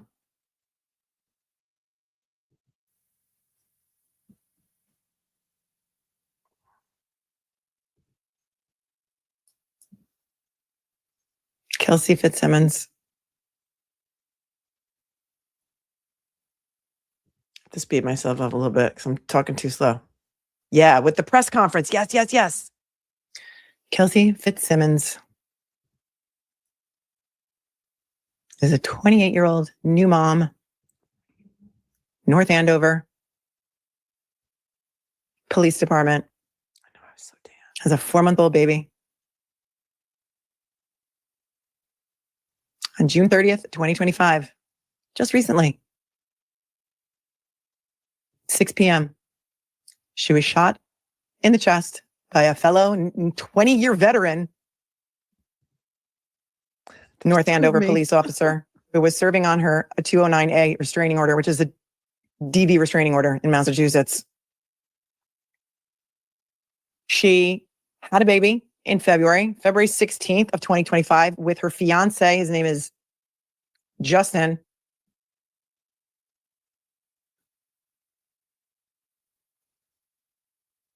She had suffered from severe postpartum depression and she was on maternity leave.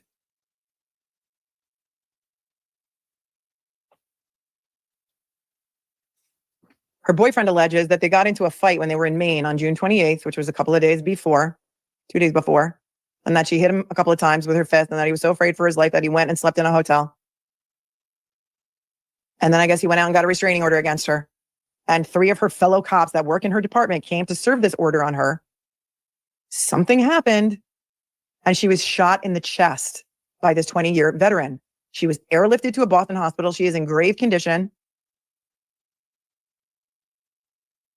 She has hired Tim Bradle to represent her because she has been brought up on charges.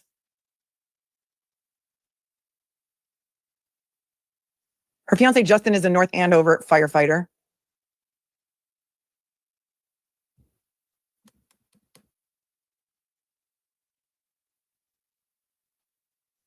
Their engagement was announced on the North Andover Fire Department Facebook page back in October.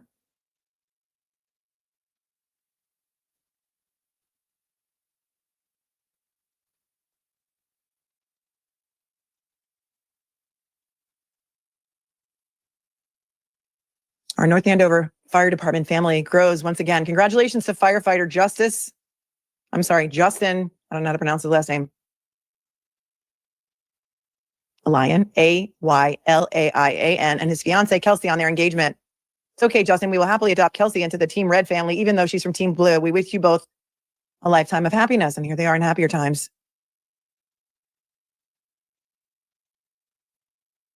Beautiful couple. But I have a feeling that there's a lot more to the story. First thing that I want to do is show you how they started to spin this, maybe, in my opinion, right away.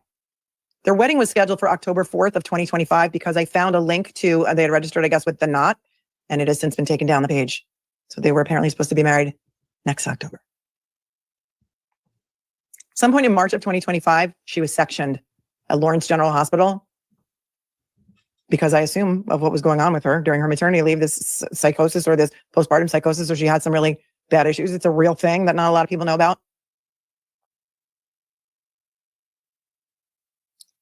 And I don't know exactly when that was, but before we go there, when she was sectioned, but I found this, which I thought was very interesting too. or at least the timing of it, because here's an article.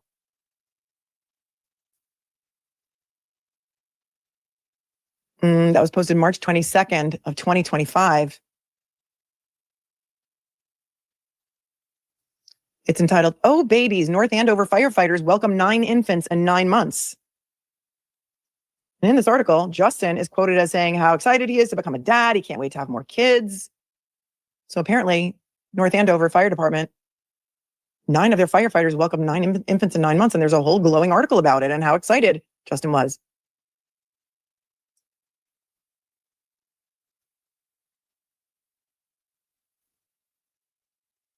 Talking about one firefighter talking about Justin, he says, for instance, this other firefighter, watched firefighter Justin go from, I'm just going to call him Justin A because I don't know how to pronounce his last name, go from goofy Uncle Justin to a full first-time father. Justin has the youngest child of the baby group at just over a month old. He and his fiancee, KELSEY FITZSIMMONS, welcomed their son on February 16th. Justin said he waited and watched as the other men announced their newborns. It built excitement for him and even influenced the couple's decision to become pregnant, he said. Quote, "Every time someone had a kid, my fiance and I would look at each other like, I think it's time. Look at these families growing," he recalled. Justin's cell phone was on vibrate at work at 3 a.m. the morning he missed the call that it was his turn to become a father. Snow had accumulated on the ground from an overnight storm. The on-duty lieutenant ran to tell Justin that FitzSimmons might be going into labor. As he prepared to leave, members of the department cleared snow off his car and packed his things to get him out the door as fast as possible. It really means a lot knowing that you have that many people who care about you and wanted to help make sure that not only I was good, but that my fiance and kid were going to be okay, he said. McAllister, Justin, and fellow fighter dad Mike Vu are EMT partners. McAllister said it's been incredible to see Justin transition from asking the two fathers how they balance having so many kids to now taking care of his own and learning along the way. Justin said he's already called McAllister or Wu with questions, but of all the North Andover Fire Department family, including Chief John Weir, has been ready to help the fathers and mothers. You see how much it takes to raise a kid, Justin said. In this case, it takes a whole department. And then it goes on to talk about how they have group text messages about parenting.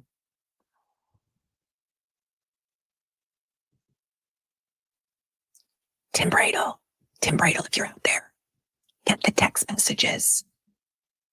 Get the group messages. See if there's anything. I wonder if we ever did get those text messages. Couldn't they be helpful? Right here. During pregnancy, there were text message group chats going on at sometimes 2 a.m. And one of the firefighters' wives said she felt fortunate to have other moms in her corner.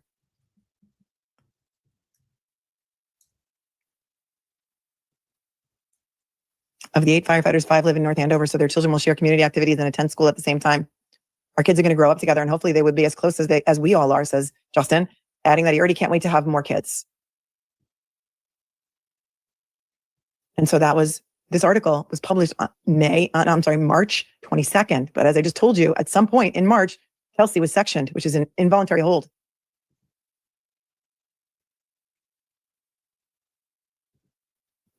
All right, so as we get through this, I think there's the presser, like the original presser.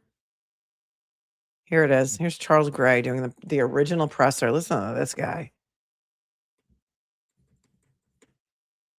Even now that I listen to it again, I'm like realizing more things. Like this is so bizarre from the beginning. I'm here with Chief Gray and members of his command staff. First, let me say thank you all for your patience last evening. As you can imagine, when an event takes place at 6 p.m. and we're all looking for answers, I know you had lots of questions last night. The public had lots of questions, but we thought that everyone would be better served by getting as many preliminary facts as we could and then putting it out today, obviously with an eye toward being as transparent as we can given the circumstances. Did you have to make a timeline? Did you have to get together and make a timeline? Tell him the girl had a gun? I don't know. This is the vibe I'm getting. Last evening, shortly after 6 p.m., 3 North Andover police officers went to 125 Phillips Brook Road in North Andover. The purpose of going there was to serve a court-approved restraining order. The subject of the restraining order was 28-year-old KELSEY FITZSIMMONS. Ms. FitzSimmons was an off-duty North Andover police officer. She has approximately a year and a half on the job here with NAPD. Okay, I don't know the statistics now, but I found another lawsuit from a couple of years ago that we're going to look at after this against the same police chief. We're going to hear from the police chief too. for sexual discrimination and discriminating against women. And at the time that lawsuit was filed, out of 40 police officers in North Andover, only 3 of them were women. I don't know what the statistics are now. But EmilySeee says this guy was the one that used the Delgado Garcia mother for the news briefing. Remember the press conference with Enrique Delgado Garcia's family? And he had them show up to the press conference and then he wouldn't let them speak. And he just used them as props at that nothing press conference. And we still haven't heard anything about Enrique Delgado Garcia and his death when there were so many witnesses. If you don't know about that case, he was in the police academy and he was beaten to death during something called Fight Night. And there were tons of witnesses. And he was beaten to a pulp. All his teeth were missing. I can't remember the exact injuries now, but nothing has ever been released about how he died. All right, now I start digressing. But if you guys want to watch this video like in its entirety, oops, where's my camera? I will post the link to it below. And then it's timestamped so you can just go to it. That was the Worcester County DA. Who's that?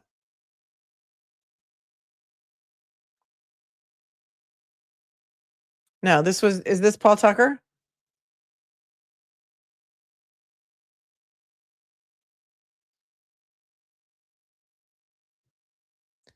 He said, do we know if Justin had her sectioned without her actually having any issues? I'm sure he used that to take the baby, even though she was cleared to go back to work. No, but he was very supportive of her, allegedly. He was very supportive of her. Right? And he's talking with these other firefighters about how he can't wait to have another baby. Can't wait to have another baby.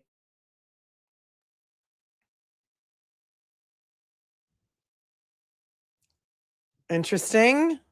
D.A. Tucker and his ties to drug and alcohol rehab centers up there. No way could he have met Justin's parents at a fundraiser or two. Interesting.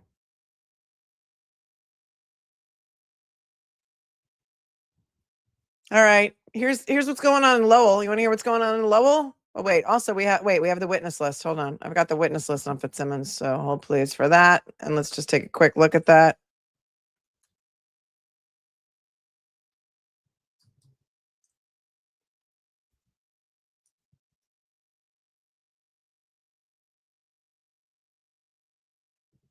And then I'll tell you about what's going on in Lowell, where judges are letting out the child rapists on $5,000 bond. Because, you just can't make that up.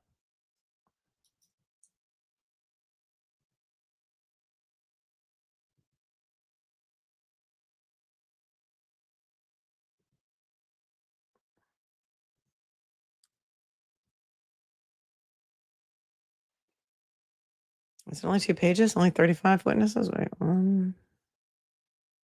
Well, that's all I have. All right, here we go.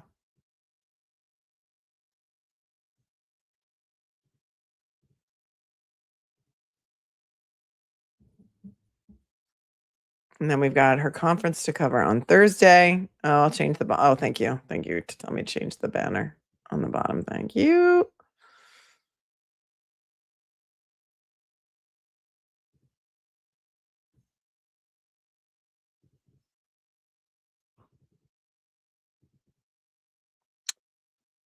Here's the joint witness list from both sides on the KELSEY Fitzsimmons for the KELSEY Fitzsimmons trial. This will be interesting. I haven't even looked at this yet.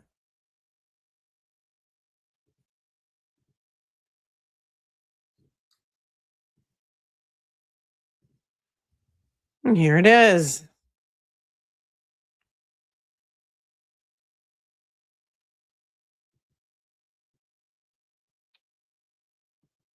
Joint list of witnesses in the Commonwealth versus KELSEY Fitzsimmons.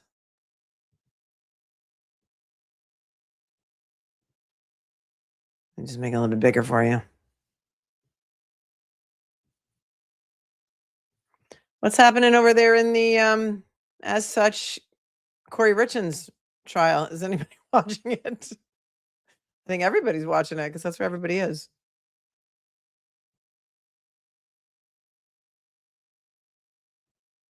All right, here you go. Here's the joint witness list. Yeah, it is in Essex Superior Court.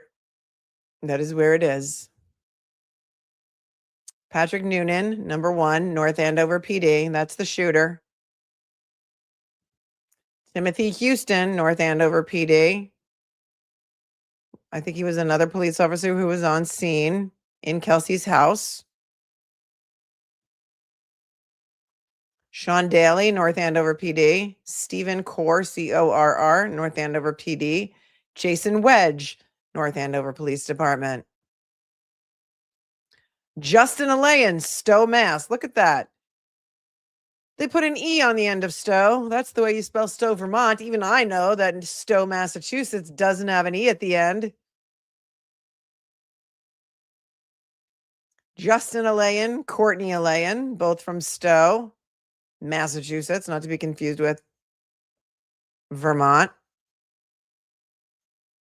Michelle Mitchell, Lauren Page, I believe that is Kelsey's mom, and William Page, her stepdad. Stephen Fitzsimmons, that's Kelsey's dad. Michael Bonasora of the MSP.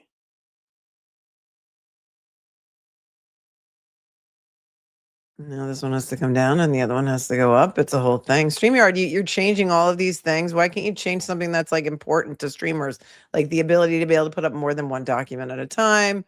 Things that make it easier for us to share the screen. We really don't care about all of the other ridiculous features that we don't want, but they don't listen to me.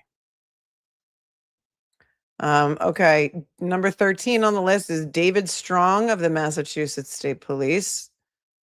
Robert DeMeo of the Massachusetts State Police. Matthew Turmene, Turmenne of the Massachusetts State Police. Ryan Cooney, Massachusetts State Police. Evan Ferriere, Ferriere. John Minotti, Minotti. Brandon Ramos, Wilmington, North Carolina Police Department. Oh, really? They're going to bring in the cop that arrested her for, I don't know, was it like underage drinking or something in North Carolina when she was like 20 or something like that? I don't remember what the charges were. I just remember that I thought it was in Wilmington, North Carolina. What does that have to do with anything here? Anyone? Can anybody give me a good reason why this guy from the Wilmington, North Carolina Police Department would be a percipient witness or any kind of witness with any relevance in this trial?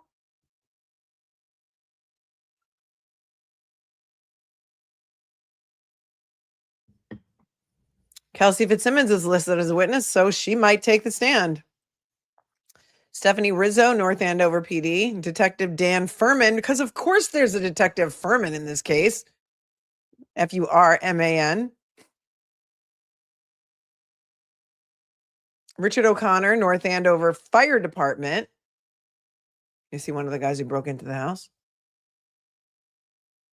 Kevin, why does everybody have to have such a difficult name? Kevin Smiertini, Smierteny, North Andover Fire Department. Matthew Sifferlin, North Andover Fire Department. Lieutenant Stephen Domenico, North Andover Police Department. Lieutenant Detective Michael Davis, North Andover Police Department. Chief Charles Gray, North Andover Police Department. Detective William Gordon, North Andover Police Department. Eric Sewad, or Sewade, North Andover PD. Tyler Thomas, North Andover PD. Dr. Paul Zeisel. Let me tell you what. Dr. Paul Zeisel just testified in the Lucy Medina trial, and he's amazing. He's amazing.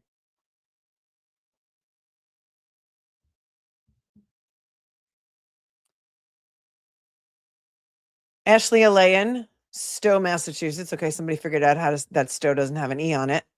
At the when they got to Ashley ALEIAN, Lisa ALEIAN, and Doug ALEIAN. Those are the parents. Lisa and Doug are the parents of Just In It for the Money ALEIAN.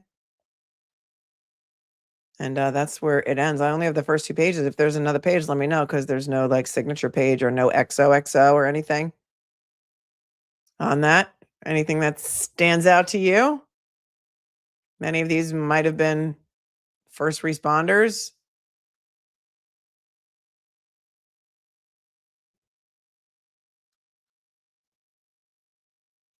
Law Girls Not Attorneys became a member. Thank you for joining. Snuggapug says, it's just in it for the money. A lying. Oh, thank you for your dues. I'll allow it. Cy says Commonwealth motions in Lemonade are on the docket for Kelsey Fitzsimmons. I don't think I have them in my inbox. Do you know if they were scanned or they're just showing up in the docket?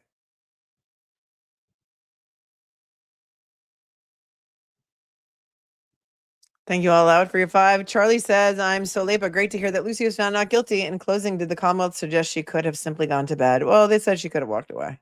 She could have walked away. They didn't exactly say could have gone to bed, but could have walked away. When she went to get the knife, she could have just left. I mean, because, that's what abusers do, right? They just let you leave. Thanks, Charlie, for your 5. Laura says, F4 Massachusetts State Police Academy instructors and a supervisor have been indicted for involuntary manslaughter and other charges in the 2024 death of Trooper Enrique Delgado Garcia. Yeah, we covered that a long time ago. You mean they were brought into court? You mean they were arraigned? Because we knew about the indictments, but there was no date of when they were going to appear in court. Thanks, Laura, for your 10. If they appeared in court and there's any footage of it, of course, I would love to see that. Bridget says, my husband was a firefighter for 25 and a half years, also a U.S. Marine, first responder, on duty and off duty, no matter what, always help people on and off duty. So Semper Fi. And thank him for his service.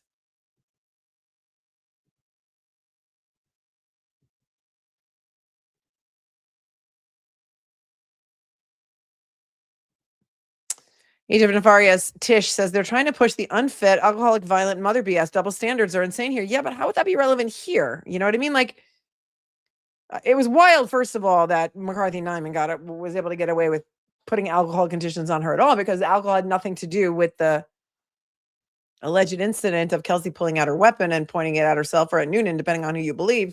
Alcohol had nothing to do with that. And that's why they tried to get this judge off the case, saying somebody gave her other information outside the parameters of the case that we're here for. And that's why she put the alcohol conditions on her. But I don't see how that would be relevant here. And so maybe if we do get some of these motions in lemonade, we can look at them now. I mean, not now exactly today. We could do a separate show on that tomorrow to see if they're trying to keep that witness out, because I would imagine that would be one. And Cupcakes for Justice says, I hope Bradel has all the text messages. Okay, so they're not still arraigned yet. So when Laura put that up there, was that the old news that we already went over about the indictments? I think so.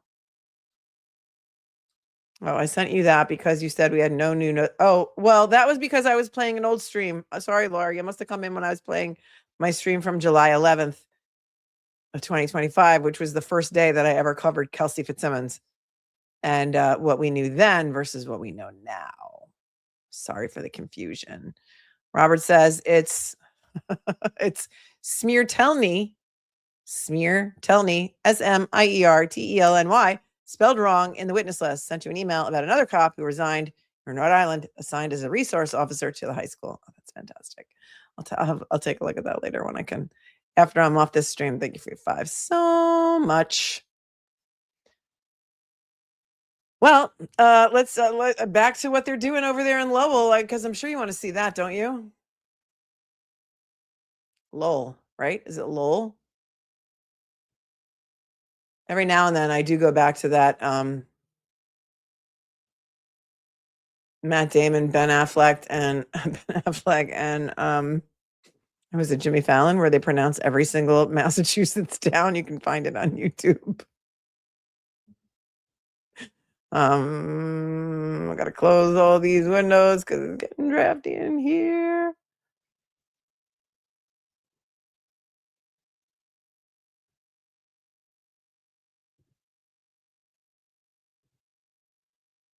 All right, here we go. This is what's going on in Lowell.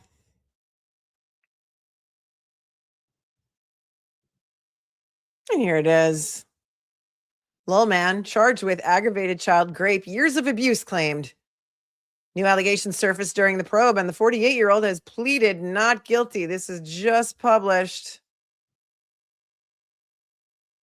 March 5th. Today is March 9th. A Lowell man has been charged with aggravated rape of a child after a girl known to the defendant told police he abused her for years. Lowell District Court documents state that during the course of the investigation, additional allegations surfaced. accusing Alex Castellano, 48, of abuse involving others known to him that had never been disclosed to law enforcement. Castellano, meanwhile, has denied the allegations, saying during an interview with investigators that the girl may have made the accusations for attention, according to a Lowell police incident report. He has since posted a $5,000 cash bail. The allegations were brought to light on December 10th when the alleged victim's father told police that his daughter had disclosed essay involving Castellano. According to the police report, the father said he had been approached by another family member and his daughter for a sit-down discussion with him and the girl's mother. With the help of other family member, the girl allegedly told her father that Castellano had been abusing her since she was 5.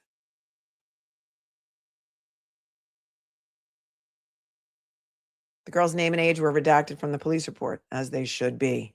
It does give Judge Elmore. Yes, exactly, Robin.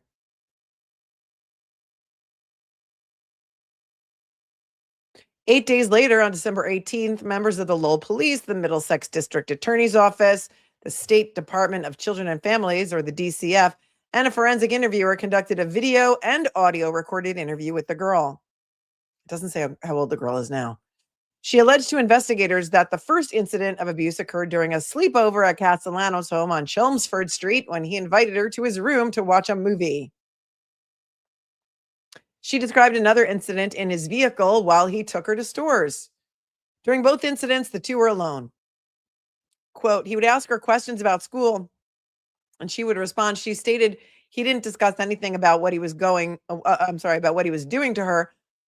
And he didn't tell her not to tell anyone, the report states, adding that the girl said she felt uncomfortable.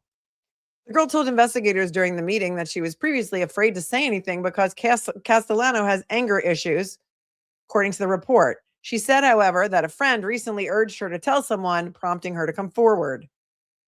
I'm going to repeat it again. This is why so many people don't come forward. She said the abuse continued until she was 10 or 11, occurring a few times a month.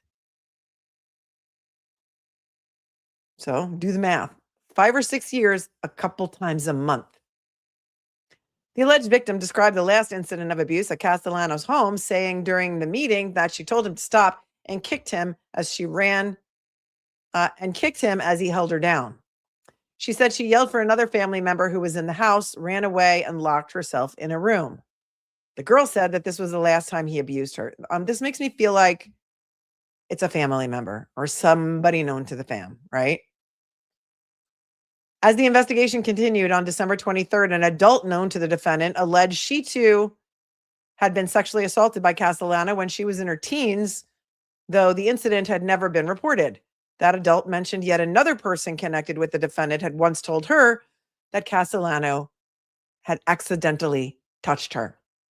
Authorities also interviewed Castellano's longtime partner, so he's got a girlfriend, who described his relationship with the children known to him as positive, saying he was like a kid and not a disciplinarian. That's how they groom.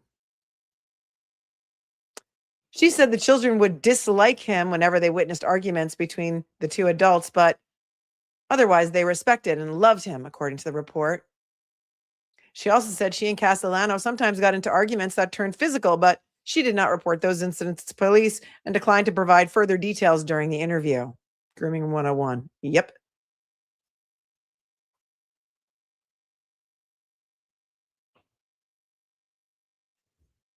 She told investigators she was called to a meeting where the allegations were first discussed and said she blacked out from anger when she heard them, the report states.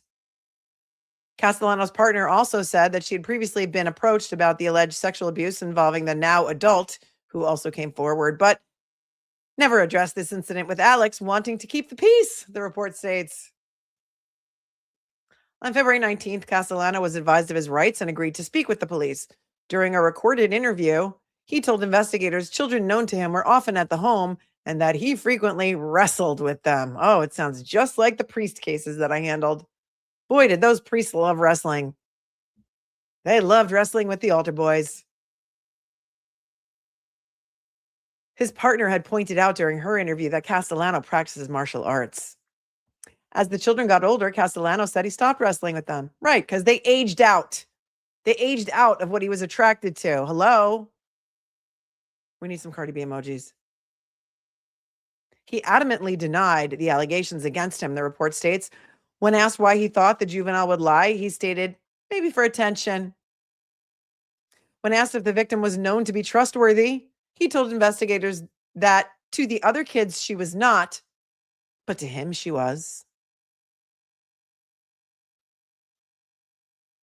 I'm sorry, what? Is she trustworthy? He says, well, the other kids don't think so, but I think she's trustworthy. Don't worry, it'll be our little secret. She never told anybody your little secret, did she? Till now.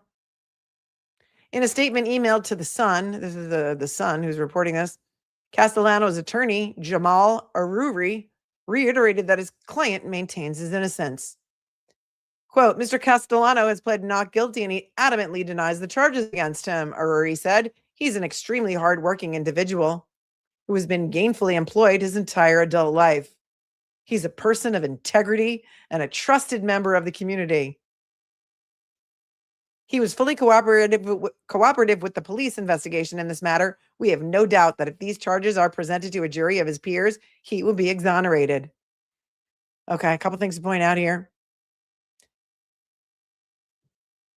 Child SA knows no boundaries when it comes to race, creed, color,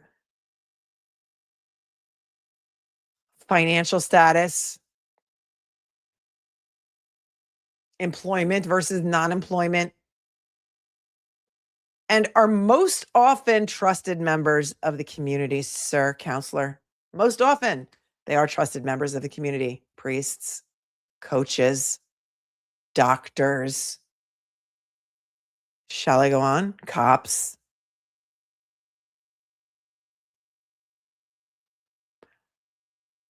Castellano was arrested on February 19th and arraigned the following day. He was held without bail pending a dangerousness hearing, which took place on February 26th. Oh, a dangerousness hearing.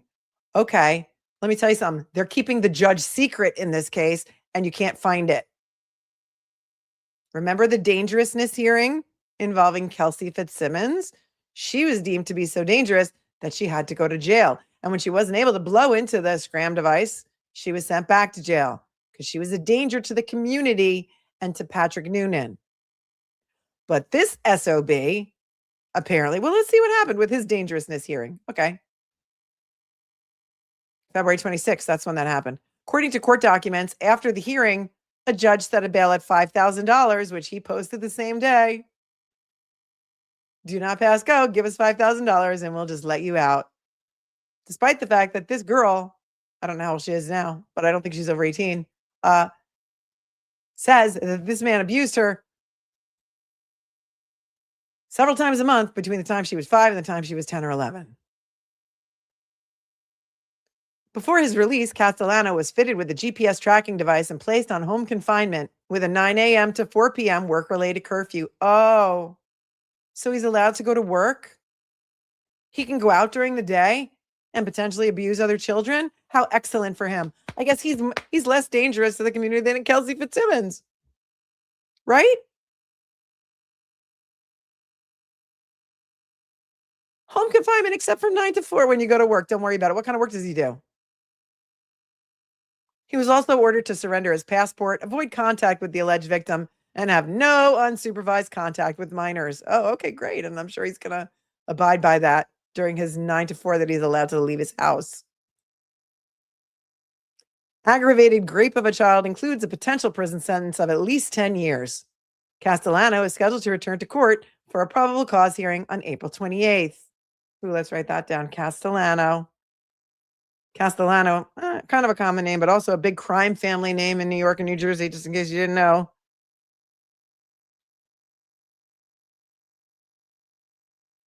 April 28th. Okay, so that's the Lowell District Court. No mention of who the judge is, right? This is the The Sun. I don't know where The Sun is published, but I'm going to guess that it's local. But wait, that's not all. Because it never is. I did find one other article on this. One of you kind viewers sent it to me, I think.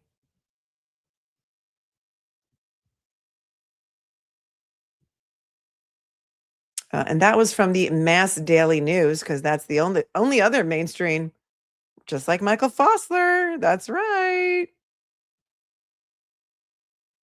So let's see. This Sun article was from, what was the date on this again? March 5th, and then March 6th, that's when Mass Daily News picked it up. He allegedly raped her from age 5 to 11 a few times a month. A Massachusetts judge let him walk for a measly $5,000. Lowell. A Massachusetts man charged with aggravated rape of a child after a girl told police he's essayed her for years, starting when she was 5, has walked free after the judge set bail at $5,000 after a dangerousness hearing. ALEX Castellano, 48 of Lowell, was initially held without bail after his arrest on February 19th. But after his dangerousness hearing on February 26th at Lowell District Court, a judge set bail at $5,000. He posted it the same day. The name of the judge who set the bail has not been publicly reported. Anybody who's got access? Oh, it's the Lowell Sun. Thank you. That makes sense, D-Mac. Try and find it in mass courts. You won't be able to. Because if you search by name, Alex Castellano, Alexander Castellano, Lowell District Court, it's not coming up. Drug dealers get more time than that. Well, he hasn't gotten any time yet. I mean, or you mean get more bail than that? They're not publicly reporting who the judge is. Oh, he had to surrender his passport also. They didn't say that in the last article. Avoid contact with the alleged victim and have no unsupervised contact with minors. The charge carries a potential sentence of life. Oh, potential of life or mandatory minimum of 10 years. I think that other article said up to 10 years, didn't it?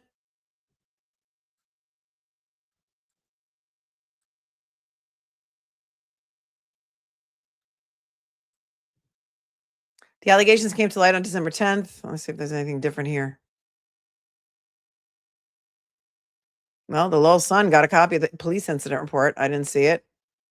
But they actually did record the girl's interview, so that's good.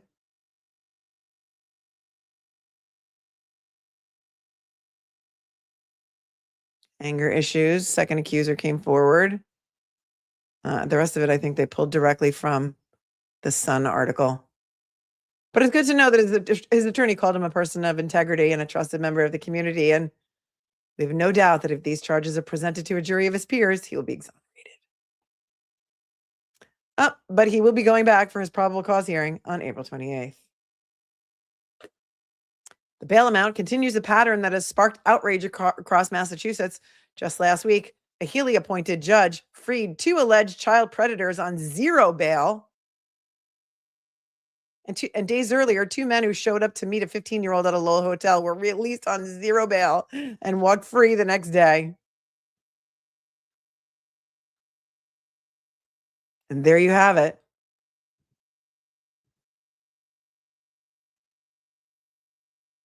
There it is, folks. There it is. I'm Gummy, damn it. Said, this was regarding Sandra Birchmore. Investigation background. Following the death of Sandra Birchmore in February of 2021, Chief McNamara ordered an internal affairs investigation, which led to cooperation with the FBI. Thank you for that background.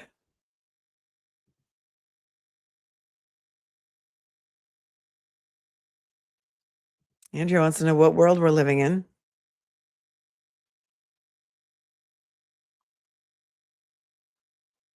You're getting Tai Chi ads?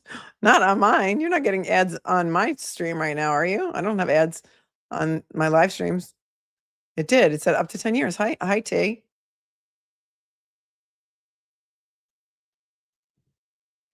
KBD says the media outlets are really crappy at reporting. Is this how the numbers stay low too? Good advice, KBD. Make sure you talk to your kids age appropriately. Don't ever stop. Let them know you're there and they won't be in trouble for talking to you. 100%. 100%. I mean, because I covered all of those cases against the Catholic Church, I've been talking to my kids about this since they're really little. You have to. It could be uncomfortable and you may not want to do it, but you must do it. You must do it. It is imperative that your children know that they can come to you.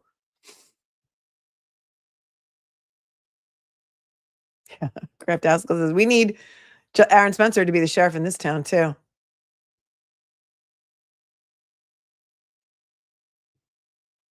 So he said, Kelsey is only a danger to corrupt men, in my opinion.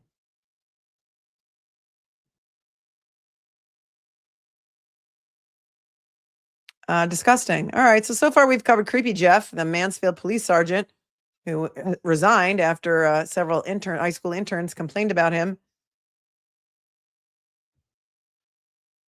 at the Career Pathways program. Alex Castellano, the alleged child rapist who was let out on $5,000 bond. We covered Justin for the Money's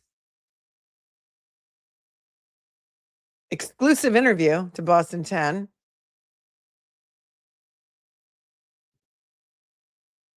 Here's something else.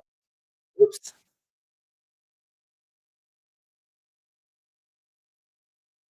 And this is a work of art by EmilySeee.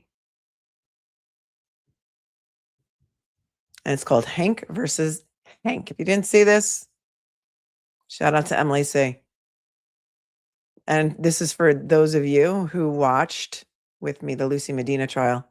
Robin says, what do they think abusers look like? Exactly. Exactly. Fun fact, Jack Kerouac is from Lowell. Thank you, Cinnamon. I did not know that. Yeah, we're doing EmilySeee. We're going to do it right now. All right, you guys, this is amazing. It's so amazing. She's so creative. And I love her. She's my in real life friend. All right, here we go. And we said, when we were listening to the closing, we're like, oh my God, this is like relates to Karen. Okay, I'm not going to spoil it for you. Here you go. This is by EmilySeee. It's called Hank versus Hank. This woman is in the wrong seat. She shouldn't be sitting here. She should be sitting there. A witness, a victim. Where's the victim witness advocates? Where's the support?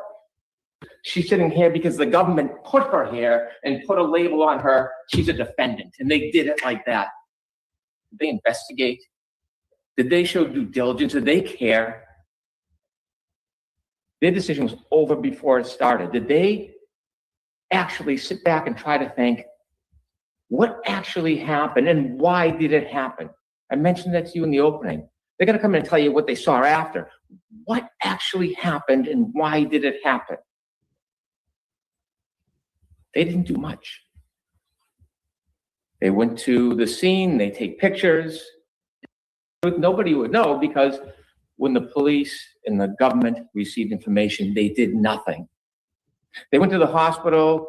He was intubated. There was an officer at the scene, didn't have a great memory. Basically, she said something about, I hit him. Okay. Don't follow up. Don't look for facts. Don't look for details. And at the scene, they tell you that they talked to neighbors. You didn't hear from one neighbor that they went to a door. Was it misogynistic? These are your words, Trooper Proctor? Yes, Your Honor. Go ahead and say them. Cunt. Is that too much of a word for me to use? Is it? Think about her demeanor and interaction, that stare, that distance. And think about the attitude of the investigators. You have to listen. But one of them calls her cunt. That is their first instinct and impression and bias as they're speaking to her. Love or scorn has nothing to do with it. That's how they treat her. That's how they think. The detective goes, oh, he cheated on you. Scorned woman, of course, that's the case. He cheated on you. The government didn't bring anything. This case was closed that night. I had to ask how many detectives and officers, who's the lead detective?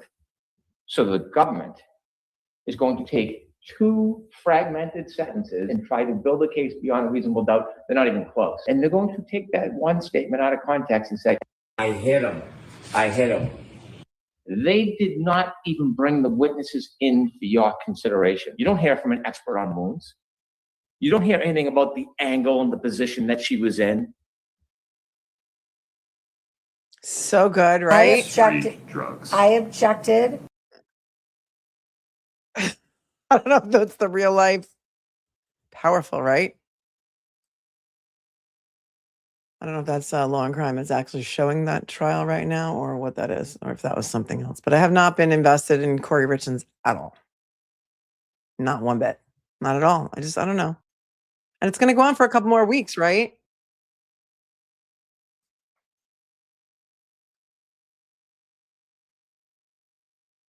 Kraft Haskell says, this is why Hank shouldn't be given any grace for representing Lucy. No redemption for him from me. So I have a question for you, and I'm not, I don't want to argue with you, but I'm just saying, if we judge a lawyer by their clients, then that logic would dictate that we should all hate Alan Jackson because we hate Harvey Weinstein and he represented Harvey Weinstein as his defense attorney.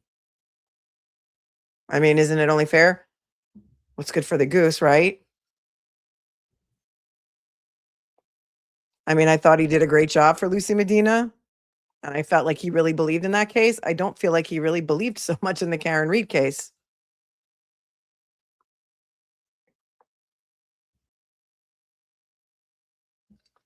But that's just my opinion.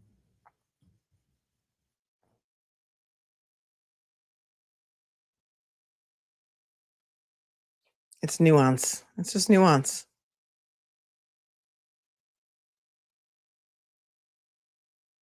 Meek Mad 66 says, I let him defend me. Oh, Chris, okay, so let's play devil's advocate. No argument, Melanie, but he knew that Karen was innocent, in my opinion. Some people have suggested that's why he did such a shitty job representing the Commonwealth. That's why he hired such a shitty expert like Judd the Dud Welcher. Who in their right mind was ever going to believe anything that man said, right? People think he threw the case.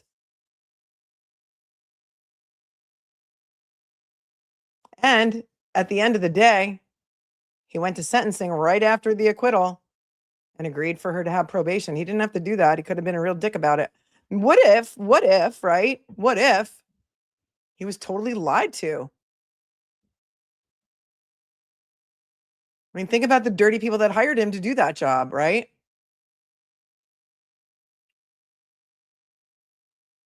You think he wasn't given all the information? Do you think maybe he wasn't given the full story? I mean, I don't know. I don't know if that's true.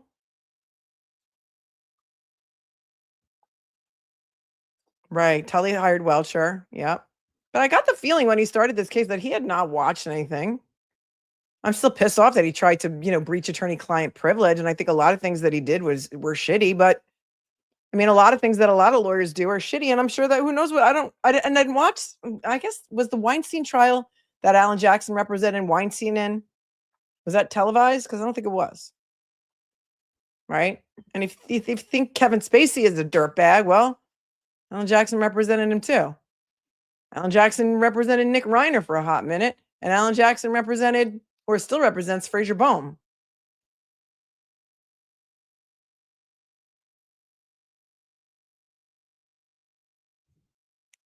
Free St. Total Boy says, for me, it's not the client. In my opinion, it's how unethical Hank was in Karen's trial. He knew he wasn't getting a guilty verdict and he kept pushing forward, but he was paid to do a job, right? He was paid to do a job. It wasn't up to him to drop the charges. I mean, I'm just explaining to you how lawyers for hire work, right?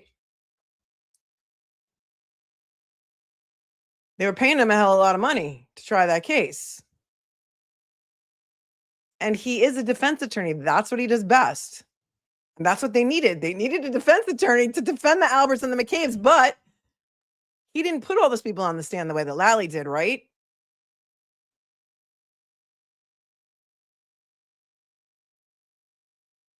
The hoodie stunt. Yeah, that was terrible. That was terrible. But do you think he was tricked? Do you think he was hoodwinked? I don't know. I just really don't know. All I'm saying is I don't judge a lawyer by their clients, but if you guys want to, it's certainly your opinion. You're certainly entitled to your opinion. It's no shade to me. Not up to me.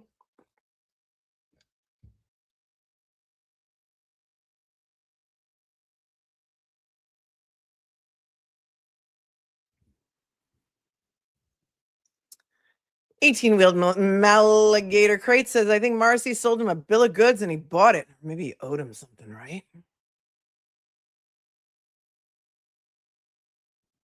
Pay him to be unethical. But I mean, there were no ethics charges brought against him. I don't know. It's just my opinion. I think he did a good job for Lucy Medina. And I didn't like him in the Karen Reed trial. But I think we're all entitled to change our opinion or not. And if you don't want to, that's okay. Right? That's okay. I can totally understand where you're coming from because you take it very personally. I understand that why you would take it very personally because I took it very personally too.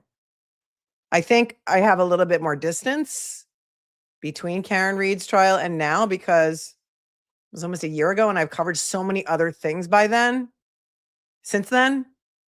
And I do hold a grudge. I do. I hold a grudge. I'm a grudge holder. I fully admit it. And so I totally understand. And I do not fault you for that opinion. PJ says, I already thought about that with Hank. Auntie Bev, too. They pulled the sleepers on us all, and they were really on the side of the good the whole time. I highly doubt it, though. That would be a crazy plot twist, wouldn't it?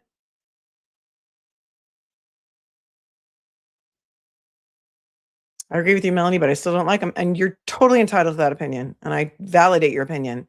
And T says, Brennan didn't know a lot of the details on Karen Reed. He was not prepared. He was a weasel, but he did what he could. I mean, I haven't got pictures of him as a weasel. With what he was given, I don't like him, but I'm not going to hate him.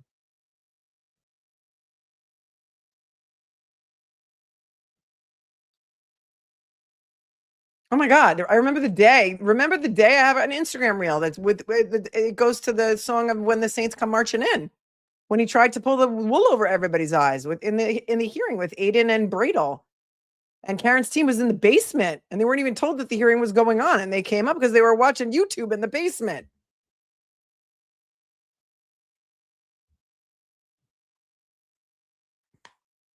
Yeah. Is he on his redemption tour now? I don't know. Let me pull the empowerment card for you today because we didn't do that one yet. We have empowerment cards and we pull them every day so that you can feel empowered. Let's see what there is today. Mike says, my truck isn't big enough to haul around grudges. He's got an 18-wheeler. I'm a fan of justice is what I'm a fan of. Did Karen Reed get justice in the end? It's not over till it's over, right? There we go. Let's pull one from the middle. It's a good day to have a good day. See, everyone? It's a good day to have a good day. The empowerment card is always important.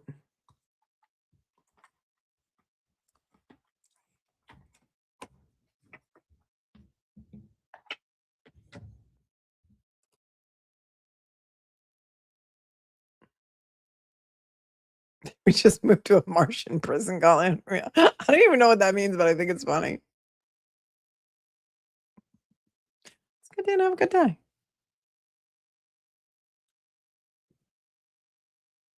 Okay, so Danielle says, yes, the document does have a date on it. Are you talking about Justin's DMV paperwork? Or you call it, what do you guys call it, the RMV?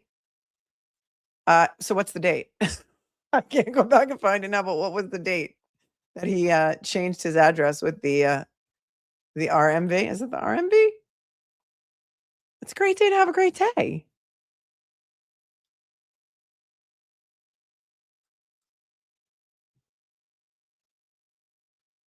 Tina says, anybody deserves an opportunity to redeem themselves.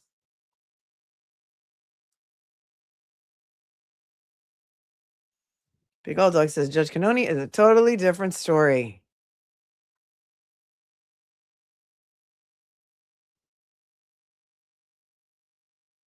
So some other crazy stories that I'm not going to have a chance to cover with you tonight. The Ohio girls that were found in suitcases. Did you guys see that?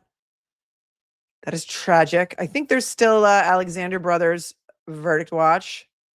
Oh, Kevin Albert in the Waterfall video. Let's take a quick look at that.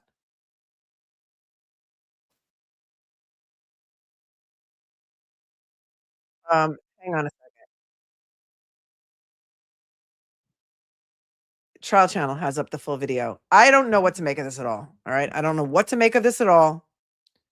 But let me pull it up from the Trial Channel because I was thinking maybe this is a different version than everyone had. And so maybe that's why nobody ever saw him in there. But I couldn't pick Kevin Albert out of a two-man lineup. Okay. So I don't know what he looks like. And so I have no idea if this is him or not. And does Karen know what Kevin Albert looks like. But this is crazy. All right, so there's a YouTuber named Josie Liu and Company. She has 108 subscribers. And somebody sent me this Twitter post that she posted. But I want to pull it from Trial Channel's video just to see if it's the same video that we've always had, and why, if this is Kevin Albert inside the Waterfall Bar and Grill on January 28th of 2022, nobody ever noticed it before. All right, hold please while I find the exact timestamp for you.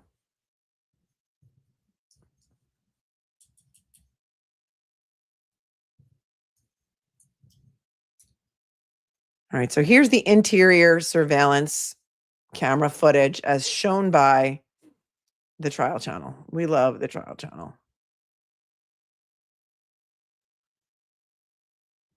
And apparently this is the full video, so let's enlarge this a bit. And the post had the exact timestamp where Kevin Albert allegedly is seen. This is from the new FOIA video that Corey Hopkins got. Okay, hold on. But I can see it in this video too, that that trial has had up there, Trial Channel has up there for 4 months. Oh, and then also I forgot to tell you about Maureen Hancock going to Boston. Going to Tucson. So hold on a second. So many things.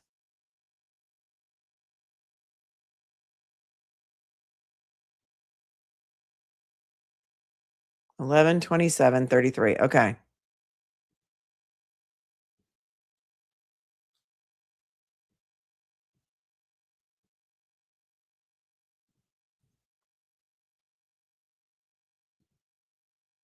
We gotta go back a little bit.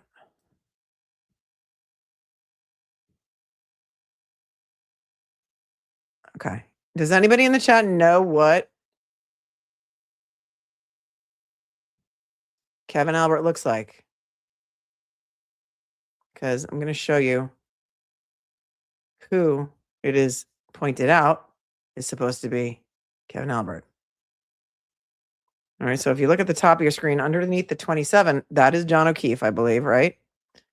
All right, now this guy who comes out right here, looks like he's wearing a blazer. He's probably not wearing a blazer, but it's right under the 11 right now, okay? He's going to poke John, and then he's going to keep walking, and then we're going to see his back, okay? So this is 11/27/07. This man that pokes John, see that? Now he's walking sideways. He's doing like the sidestep shuffle. It looks like he's still talking to John. Looks like he's got light pants and a black jacket. All right, and now he's going to turn his back to the camera. I mean, that's who did you guys watch this? Is that who they're saying is Kevin Albert? He's got the light pants. Oh. And it looks like he's still talking to them. And now he's gonna go towards the door. I have no idea. That's just the word on the street. That is buzz. That is the buzz on the street. You want to watch it again? It's 11/27/17, actually. So there he is right there, allegedly. Allegedly. Hold on. And if that is him, why is it that he doesn't appear in any police report as being one of the people who was at the Waterfall bar that evening? Remember, John asked Chris Albert if his brother Kevin was going to be there. Yes. I remember. Do you remember?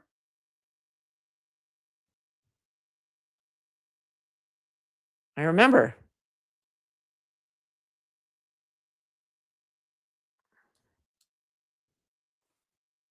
Turtle Boy needs to do a journalism.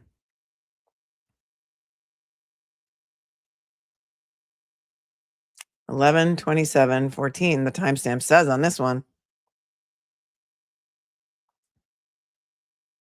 I mean, I don't know. This is what people are saying. That's why I come to you guys for the real information. Hold on.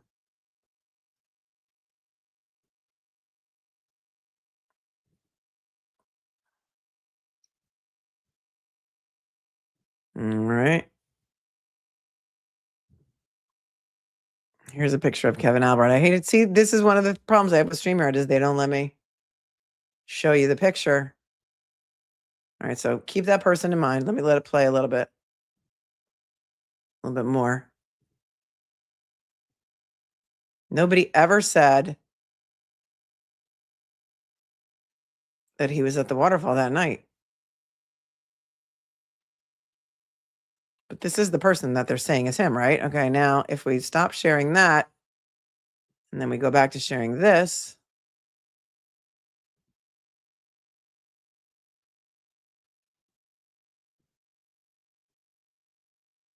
here's a picture of Kevin Albert. Same guy? I don't know.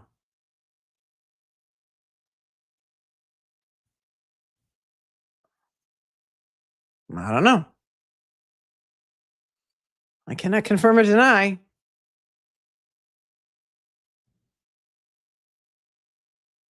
But I think that would be wild if it was. Paging microdots, paging microdots.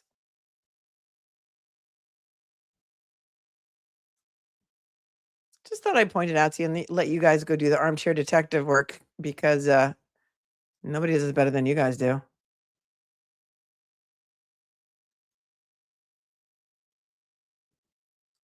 Go back to the video.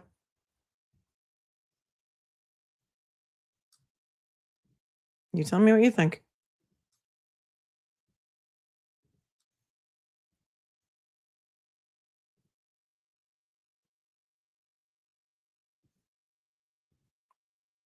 Back a little bit.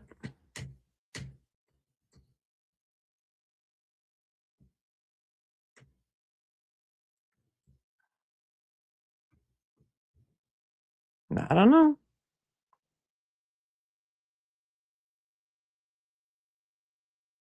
He's kind of like hiding up there by the bar.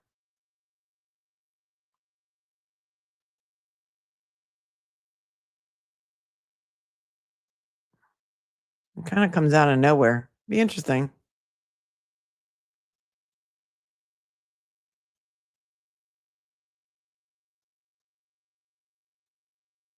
Right there. That's where he comes into frame right there. 11/27/06.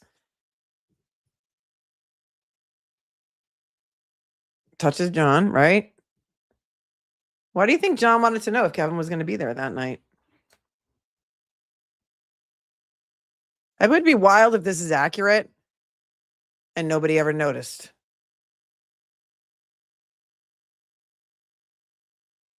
And then he leaves at 11/27/27. Yeah, the guy who lost his badge and gun. Dude.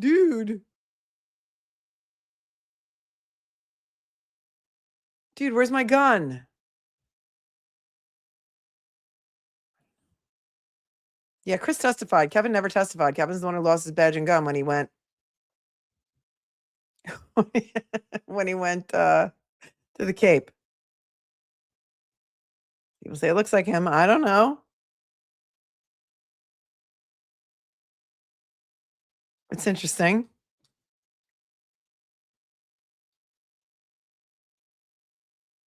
Kevin Albert was described as Canton PD's best detective. Karen should have known if he was there. Did Karen know Kevin Albert, though? I don't know. I totally don't know.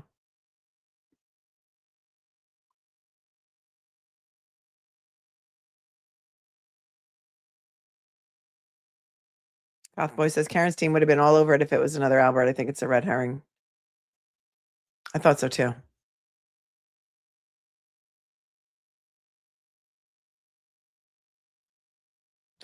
Let me guess. He drives a Ford Edge, says Indigo Forever.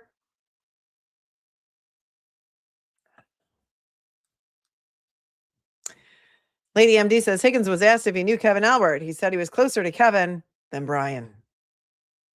Of course, because Kevin works, and maybe still does work at Canton PD, and Higgins had an office in Canton PD. And so there's that. Oh, wait, somebody else said they sent me some pictures of him. Hold on.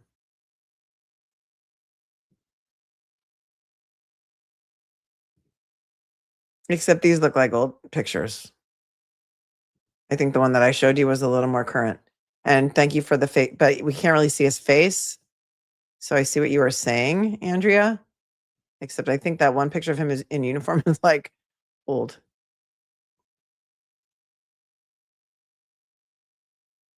And you can't see his face. So Mitchell, you sent me another one, but it's a face picture. I don't know. I just thought it was curious. Things that make you say, hmm.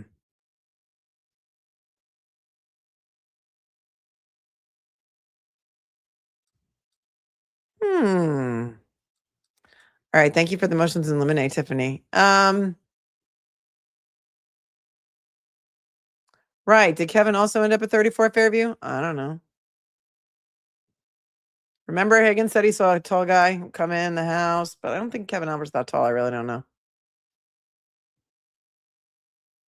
So you can find this whole video on Trial Channel, unless there's a new video that came out with the FOIA request that was not ever publicly released before.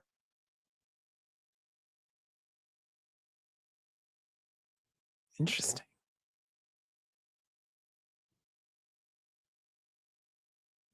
If nothing else, it's interesting.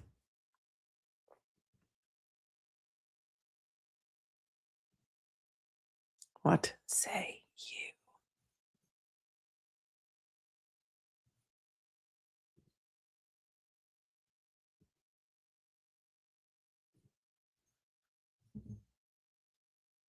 Aren't there requirements to be a police officer? Seemingly not. Not in Massachusetts. I mean, the best detective doesn't mean much in Canton. He was first on scene at the Birchmore murder. That's right, Laura. Brian Albert's testimony was very sensitive when speaking about Kevin Albert, too. Remember, Hank called none of those people inside the house.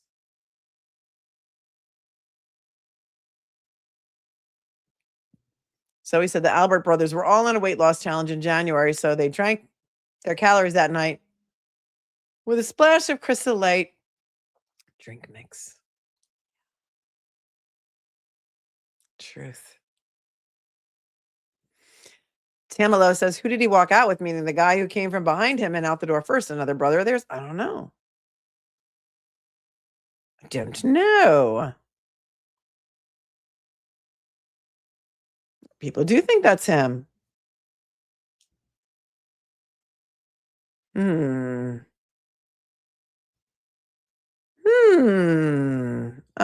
I think Mazza is showing the North Andover meeting, right? Craftastical says, thanks for all you do, Melanie. I love that we can have differing opinions, but still have a safe space with you here. I love you with all of my heart. Oh, I love you too. I love you too. Of course. Of course you can. Do you want me to teleport you over to Mazza if he will allow it? I have to see if he will allow it. I also have to see, I've got an order on Karen Reed's phones. Do you want to come back and do it later? It's just that I love all of you guys so very much, but there's hardly anybody here because of this Corey Richards trial, which is taking everybody away from the important things. And I didn't put this up with enough time. I put this up very quickly, like an hour before I went live. And so more people are going to need to see it. And so I have the motion on Karen Reed's phones. Thank you, Betsy, so very much. Thank you, thank you, thank you. I love you with all of my heart. And we also have some motions to go over on Kelsey tomorrow, the motions in Lemonade, and I got to get everything together for you. So I think that is what we will do. You want to know about it from me? All right, what's on the schedule tonight? Oh, please. Well, I see if I can set up a teleportation over to Mazza because he deserves it.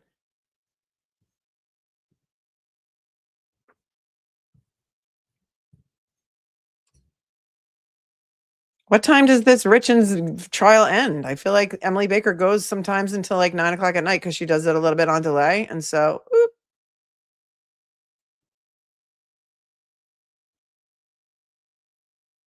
What time does it usually end? Anybody know? Let's see if we can teleport you over to Mazza.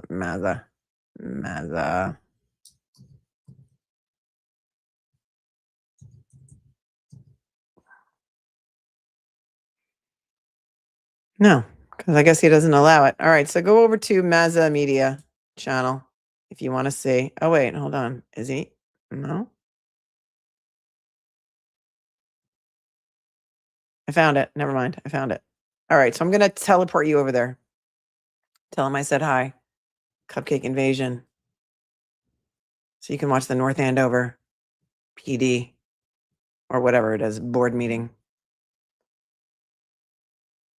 5-ish Mountain Time, 6. It's 7 o'clock already right now. Oh, what did Maureen say? Scott needs to finish dinner. Oh, yeah, I forgot. Let me tell you what Maureen said. Look, you got to see this. It's funny. So Maureen Hancock, who you may know from doing the impressions of Judge Cannone during the trial, is in Tucson now. And she wound up talking to JLR, who's been standing out there for weeks. And he got her on camera. Okay, hold on a second. Here it is.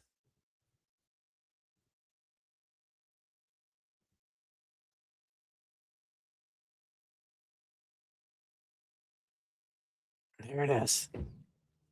There she is. You recognize her?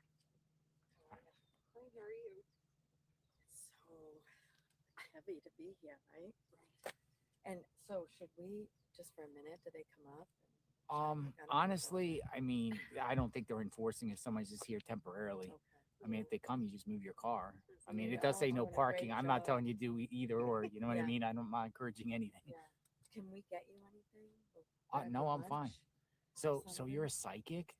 I'm a medium. A medium? Yeah, so I've been working on missing person cases for about 25 years, all over the country, but I'm Boston based. Yeah, that accent. Have a wicked awesome accent.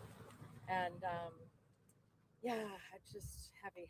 And I have a lot of luck when it's more recent. So I've worked on cold cases and authority. Imagine if Maureen Hancock all over and cracks the case on Nancy Guthrie. What do you do? Like you look at the house kind of deal? Like how do you yeah, I'll probably sit here and just kind of sit with it and kind of meditate and we would love to hear your perspective when you're done. And just getting some hits. And I don't usually have dream visits, other than my own mother and Nancy. He has no idea who she is. So I have some information, but I'm in touch with authorities and the FBI. So we'll talk about that.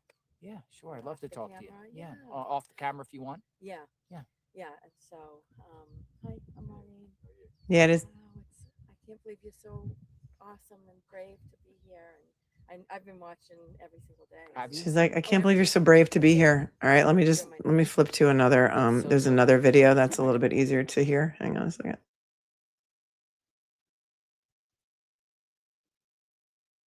She's like, yeah, I never heard of you. Sorry.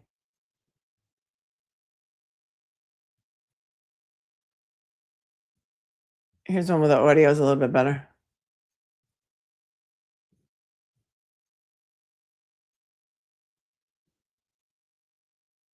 Oh, please. Oh, please.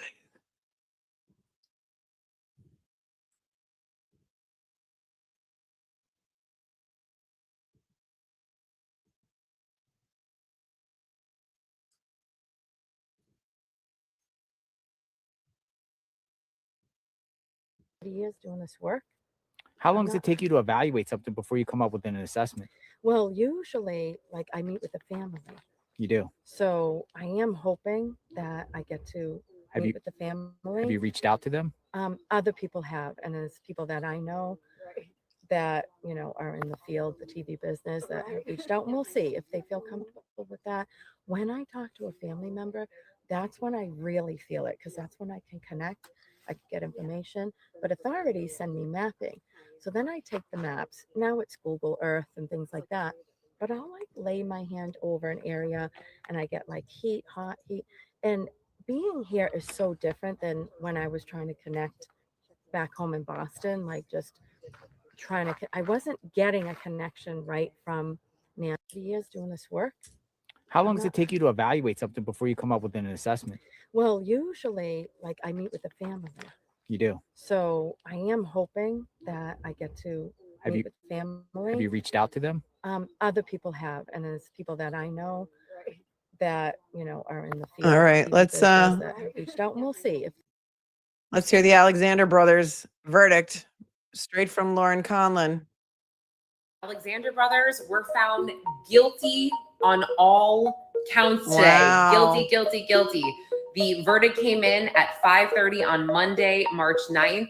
I thought for sure I'd have one more day. So I did not go down there. I'm kicking myself. Oh no, she wasn't at the courthouse. She's been there for so long. Lauren Conlon, guilty on all counts. Wow. Wow, these guys are going to appeal. I have a couple of shows on them. We didn't get to cover it because I couldn't go to the courthouse every day, but they've been on trial for weeks. They were accused of sex trafficking many, many young women between their homes in the Hamptons and